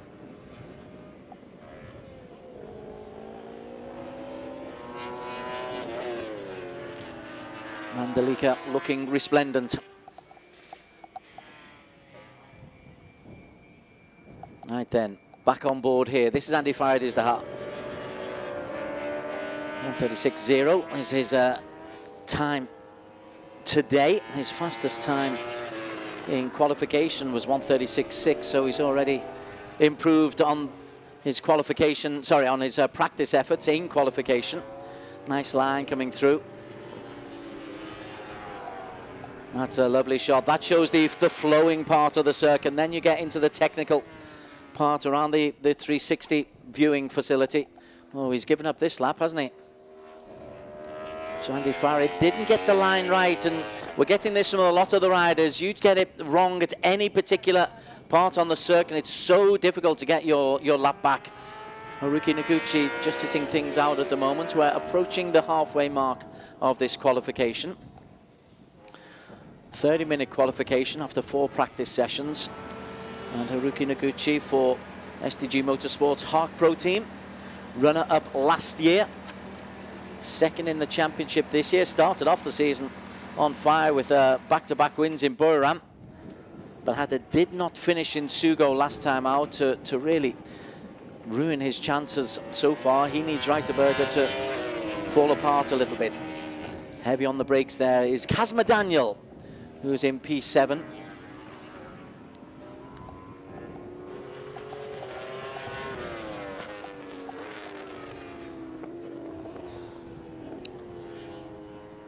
Kazma's 6th in the championship standings. He also did not finish last time out in Sugo. You can't afford too many DNFs, maybe 1, possibly 2 throughout the season. So Kazma, a best lap of 1:37.1. People are coming out of the pits at the moment. In the meantime, we are sticking with the Honda Showa team. And this is Andy Farid again giving feedback. Aslam, he's out for his 2nd stint.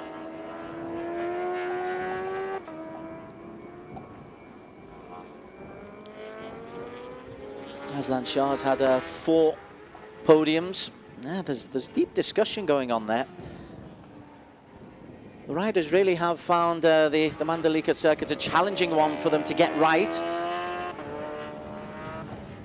Kazma Daniel. This could well be his flying lap. Oh, yes, a little bit of speed there as he comes around the 360. This is turn 10 and 11 gone, and then swoops into corner 12. Looks like he's gone just a little bit wide, but slams on the brakes into 13 and 14, and then you flow. You've got to get this one right.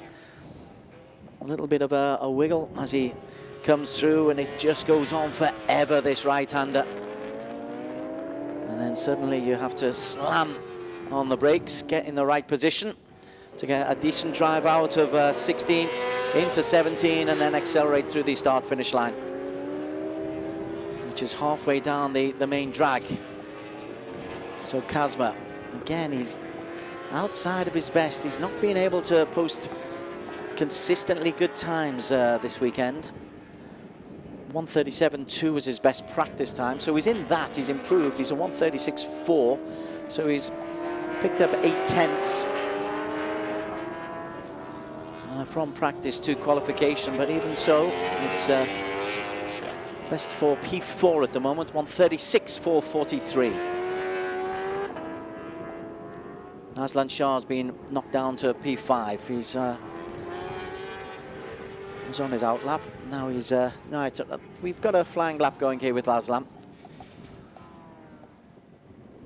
BMW looks great, and those near old racing green colours of Team 1XOX really add to the sight as Aslan hunkers down.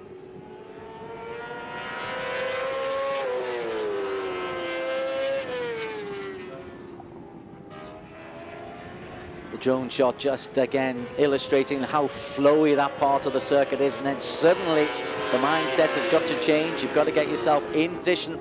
Focus has got to be really right in that flowing part of the circuit, because 10 and 11 and 12 are a little bit steeper than you imagine. getting yourself into position for the left-hander turn 13. And there's a great shot of how long that right-hander is in front of the grandstands over on the far side.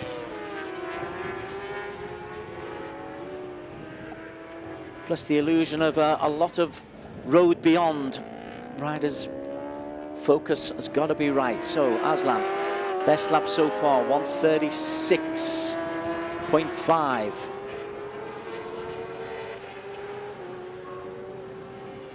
It's not 136.6 for Aslan.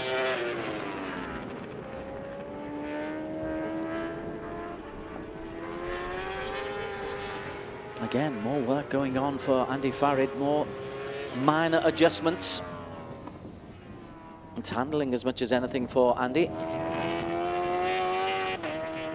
Still got 13 minutes to get out there and improve on his P2 position.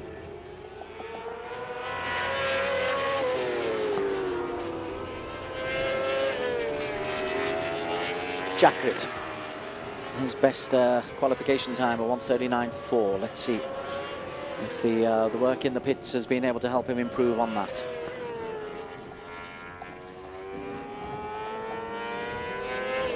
I say Jakrit hasn't been close to winning a race, but he's out there consistently picking up points, accumulating points.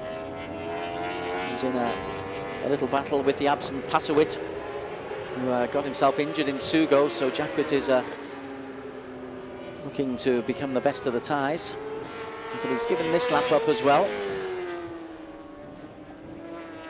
And Jakrit will not improve on his best time, 1:39.443. Right, let's get on board with Kazma Daniel, the young Malaysian.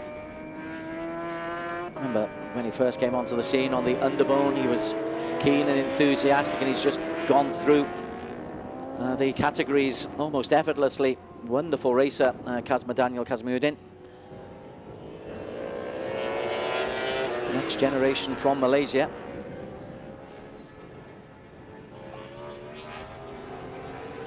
As he prepares to go for a flying lap as we approach 11.5 minutes left.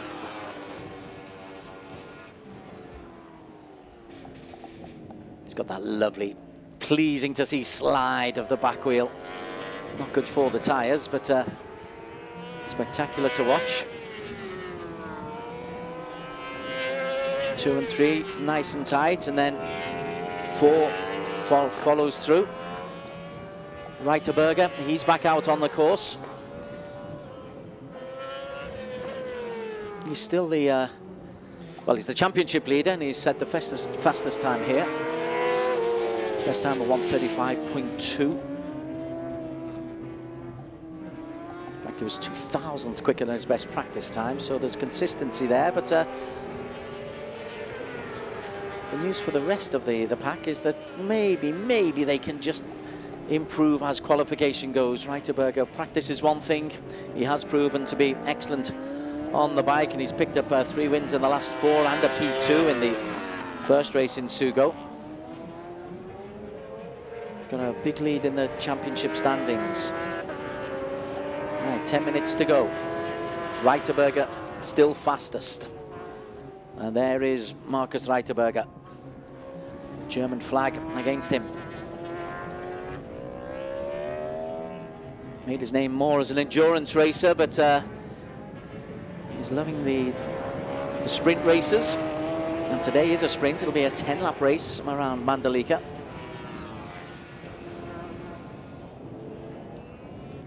Nice, smooth style. Some racers, you can look at them and say he's really working hard. With Reiterberger, he's so smooth. You're not really sure, particularly on these flowing parts. He will look very, very relaxed. This is where the guys really have to work. Sharp right, sharp left. Through 10, 11 and 12. That mountain behind them's got a 360 viewing area for the fans, and if you are in Lombok or even nearby Bali, we've got some top quality international racing for you. Tickets are available online. And Markus Reiterberger is showing the way in the superbikes. The never-ending 14, 15, 16. Once again, he looks very, very smooth. He's just done a very, very fast sector 3. So it's sector 4, 1:35.202, the time to beat, and he's just outside it, 1/10 out. But nonetheless, he is still the fastest on the circuit.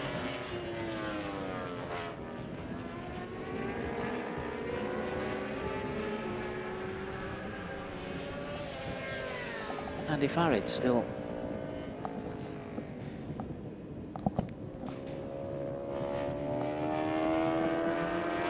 Right, Russell is back after his fine dining. Fine dining indeed, though fine and fast it was, Des. Reiterberger still leading the way though, Barry, and it's difficult to see anybody getting the better of him. He looks a class apart. The one little bit of hope I can offer for the others is they seem to be just edging a little bit closer, and Reiterberger isn't improving dramatically on his practice times. It was Andy Farid yesterday who looked like he was really chasing the end crash, which took him out for part of yesterday's proceedings, but he was threatening all the way, so he was kind of the best of the rest. But I'm really pleased to see Lachlan Epis, who's been strong all the way through this session. Huddled around the TV screen, listening to you in the lunchroom with Daniel and Nasha. Sorry about that. No, it's good. And yeah, there he is now, within a second. He is, Marcus but that's an improvement because everyone was 1.5 seconds down yesterday, or 1.3 seconds, and Sakwan. Yeah. I'm struggling. What are they working on? It's either handling or the grip.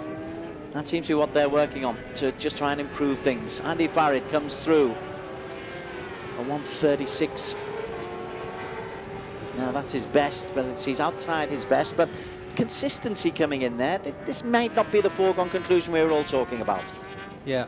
Have we seen any green flashes on the rear tyres yet, Des? Not yet. It was interesting talking to Daniel during lunch, and also interpreting what Helmy said. Helmy said the fastest 600 time on mediums. Said perhaps for this surface the qualifiers are too grippy. Do love that shot. Yeah, the positioning of the cameras, the drone work, everything is just wonderful at this Mandalika circuit. Hospitality too, as I can attest. Reiterberger's in the pits. That means the fastest man out on the circuit is Andy Farid.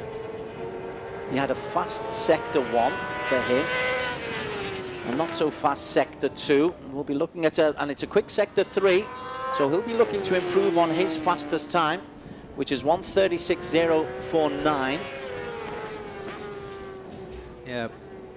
If Marcus Reiterberger wasn't there, just to venture into a counterfactual for a moment, you'd see some possibly a fairly tight race between 5 riders from Andy, Lachlan, Zakwan, Kazma and Aslan and Haruki, looking down the order there. Andy Farid just improved his fastest lap time. He did this yesterday, he chipped away at it. 10th here, 10th there. Great work by Andy Farid, really professional, doing everything he can. 1:35.9. First time he's been inside 1:36, so that bodes well for later on. And some of the others come out. Lachlan Epis, the Australian, from the Evolution. He's on qualifiers. Lachlan Epis, so see if he can improve. He's just been bumped down to 4th by Aslan Shah, who's been looking as though he means it all the way through this session. Yeah, we're on board with Aslan a short while ago, and then we left him a little bit. Again, getting the right line into these 3 corners, 10, 11, 12, seems to be a real key for the lap, because it sets you up for this long right. Yeah, look how tight it is between Aslan, Lachlan, Zakwan and Kazma. Andy Farid. Again, he was fast through sector 1. 1:35.9, his fastest time. If he gets 1:36 again, I think he'll be pretty happy with his consistency. Yeah, it is really good pace from Andy Farid. 1:35.916. He's 7/10 over the times being set by Reiterberger. Yeah, just breezing past the Malaysian wildcard there, Osama Murray.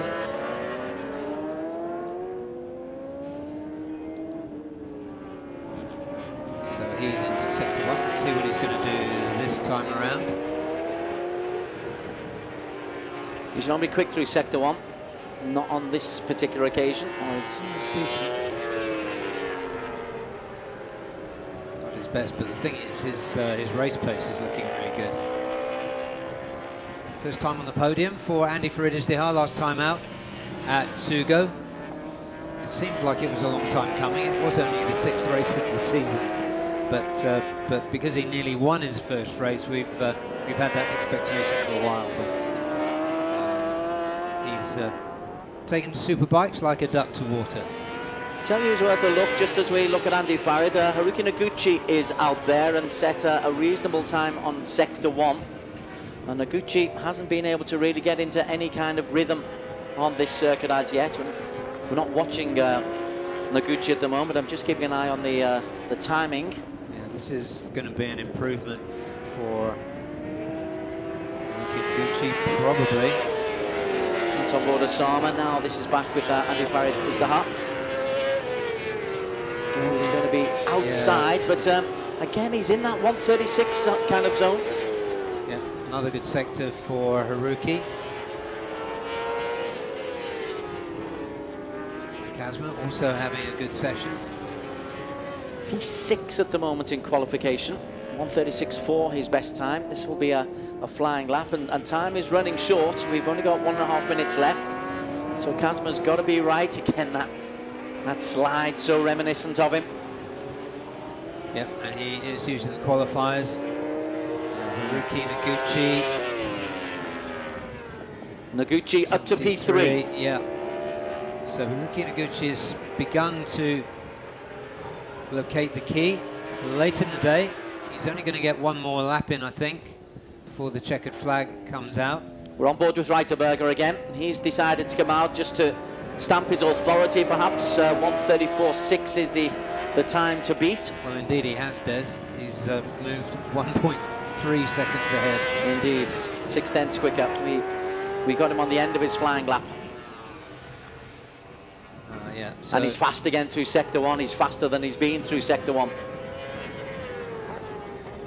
Yeah, so this is just an awesome performance. You have to sit back and watch. I heard you saying when we were having lunch, Des, that he's not a rider, and Daniel and I discussed this yesterday. It's not obvious when he's really pushing from his body language on the bike, but he's so smooth, so quick,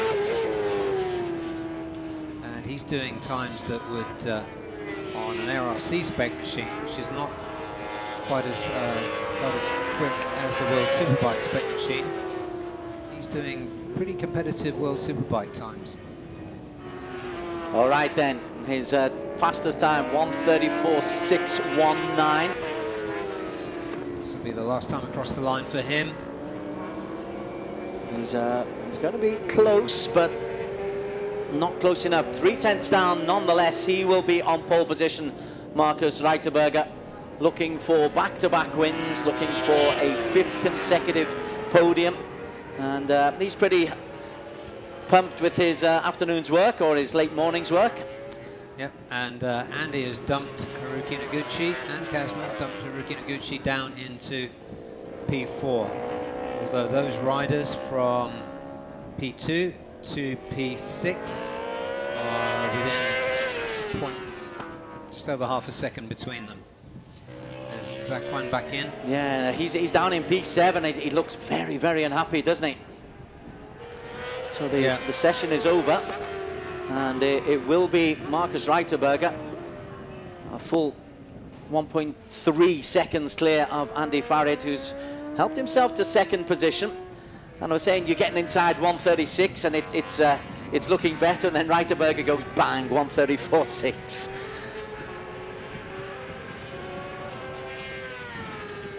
So Andy Farid, the Indonesian for Honda Asia Dream with Showa team, will be on P2 alongside Kazma Daniel. The second row will be Noguchi, Aslan Shah and Lachlan Ipis, and Zakwan on P3, or row 3, along with Yuki Ito and Jakrit. Confirmation of that, Reiterberger 134.619, 1.3 seconds clear of Andy Farid, and Kazma Daniel for Yamaha Gem Blue Racing down in P3. Noguchi for SDG Hogpro in 4 alongside the second BMW for 1xx TKR Racing team for Aslan Shah. Lachlan for Evolution, a 136.4, that's not bad for Lachlan, improves pretty much on yesterday's time. And then P7 for Zakwan, and he didn't look happy with life, alongside the always popular Yuki Ito in P8. They'll be on row 3 alongside Jacqueline Swangsat for East NJT Racing. And then the wildcards, Osama and the regular Joe Tio-Yu, who are enjoying the ride, enjoying being in the company of some genuine world class. But Reiterberger is leading the way by some considerable distance.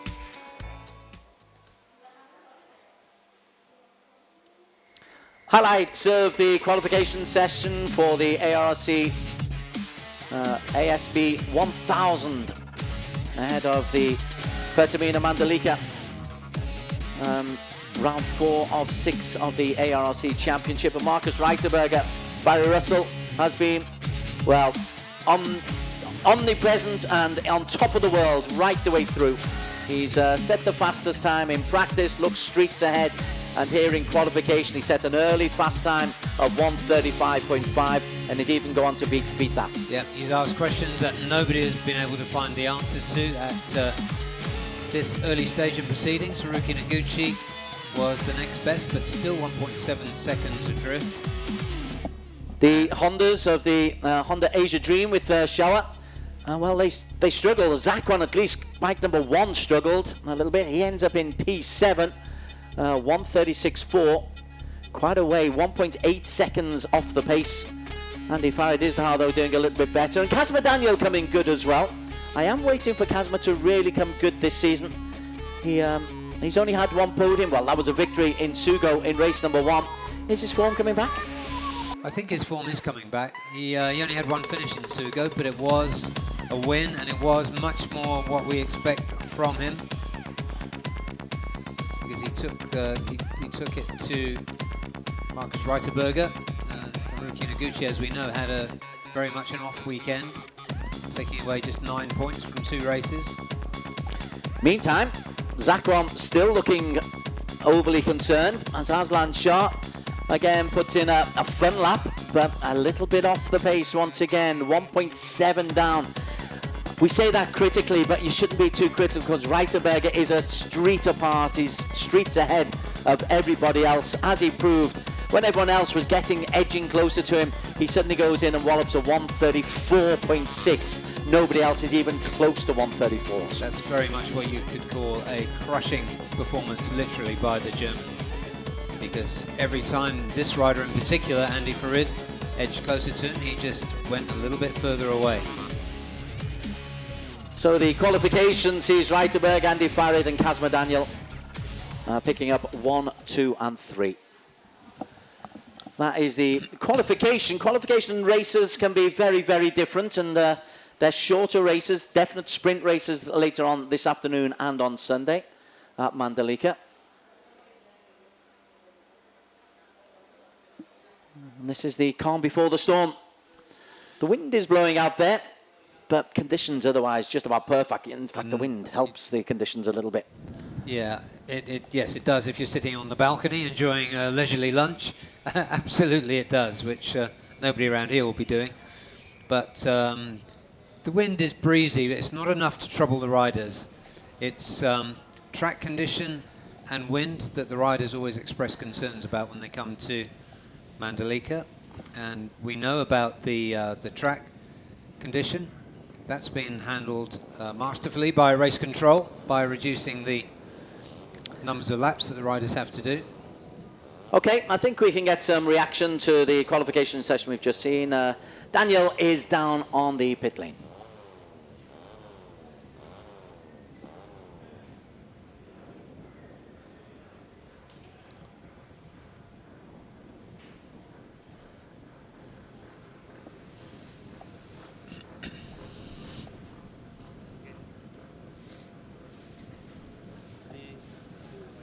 So we're down here after the ASB 1000 qualifying with poleman Marcus Reiterberger. Marcus, you have been on fire this weekend, a 134 again in qualifying.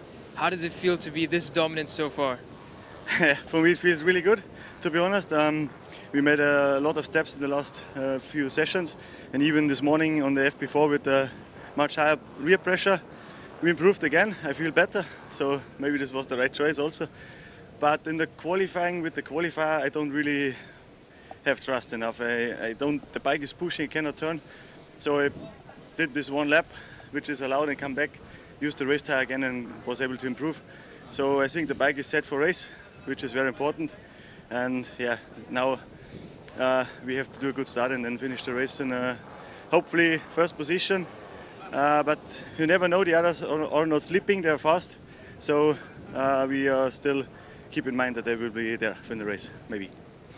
Thank you so much, Marcus. Congratulations. And before you leave us, we want to invite Mr. Eddie Saputra, the Deputy Motorcycle Sports of Indonesia Motor Association, AMI, to present the pole position award to Marcus Reiterberger. Thank you. Okay, one photo here. It's a bit here. It's a bit here. Okay. 1, 2. One more. 1, 2. Stop. 1, 2. Thank you so much to Mr. Eddie Saputra for presenting the award, and congratulations once again, Marcus Reiterberger. Okay, that could be the first of many prizes he picks up this weekend, or it could be the last. You never know. This is racing. Barry, Russell and Des will be back with you in about 10 minutes' time. Barry, looking forward to this weekend? Absolutely. The races are looking really promising. The many questions about ASB 1000, but all the others are really tight. Can't wait for it. You've just about got time for a quick lunch if you're with us. So don't go too far away. We will be back for the first race of the afternoon, which will be the TVS Asia One Make Championship at 12:45 local time. That's about 25 minutes from now. So join us then. You're with us for the IDEMITSU FIM Asia Road Racing Championship at Mandalika.